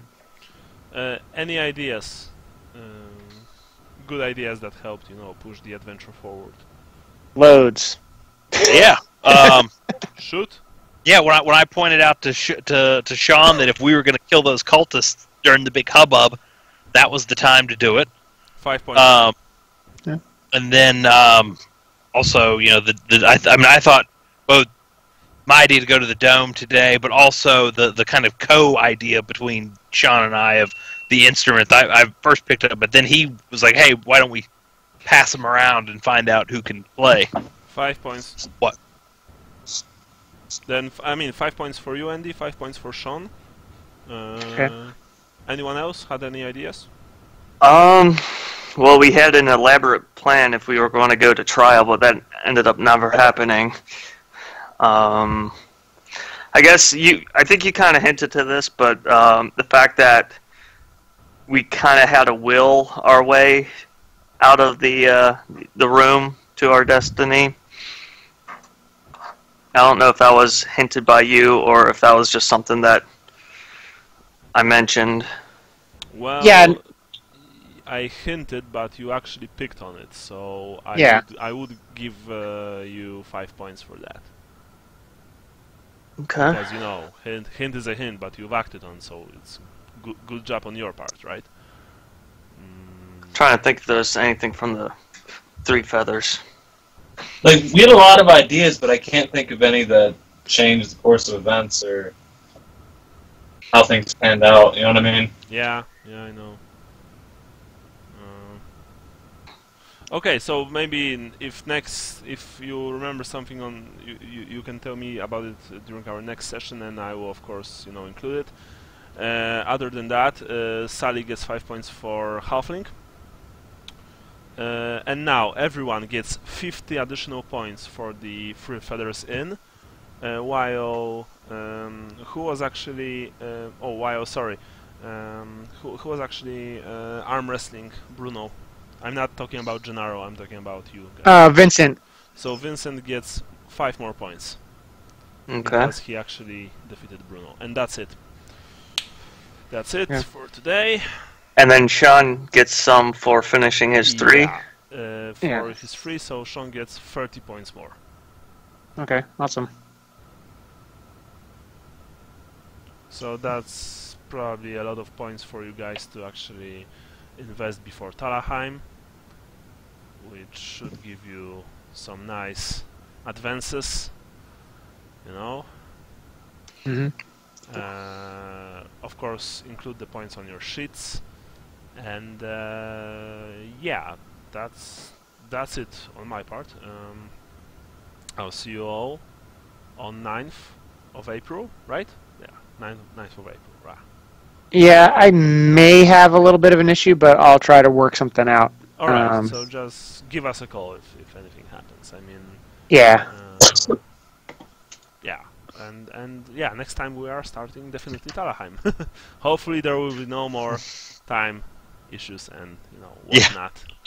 I had a great fun today, thanks guys. Thank you. Yeah, thanks. No Good worries. game. It was a good improv session that you whipped up. Yeah, I had a lot of fun, and I'm usually afraid of improvising. Sort of my thing, really. But who knows? Maybe next time when I improvise something, you return to Sultan Jafar. Show him your mad guitar skills. Yeah. His great-great-grandson. Yeah. No, actually, Sultan Jafar is a rather infamous figure in Warhammer fantasy lore. You can check him out if you want to. I've decided to add this sort of an Easter egg thing to the game. Anyway, I'll see you later. That's good. Thanks, guys. Take care, as usual. Great. Thanks. You too. Bye. Bye. See ya. See ya. See ya. All right.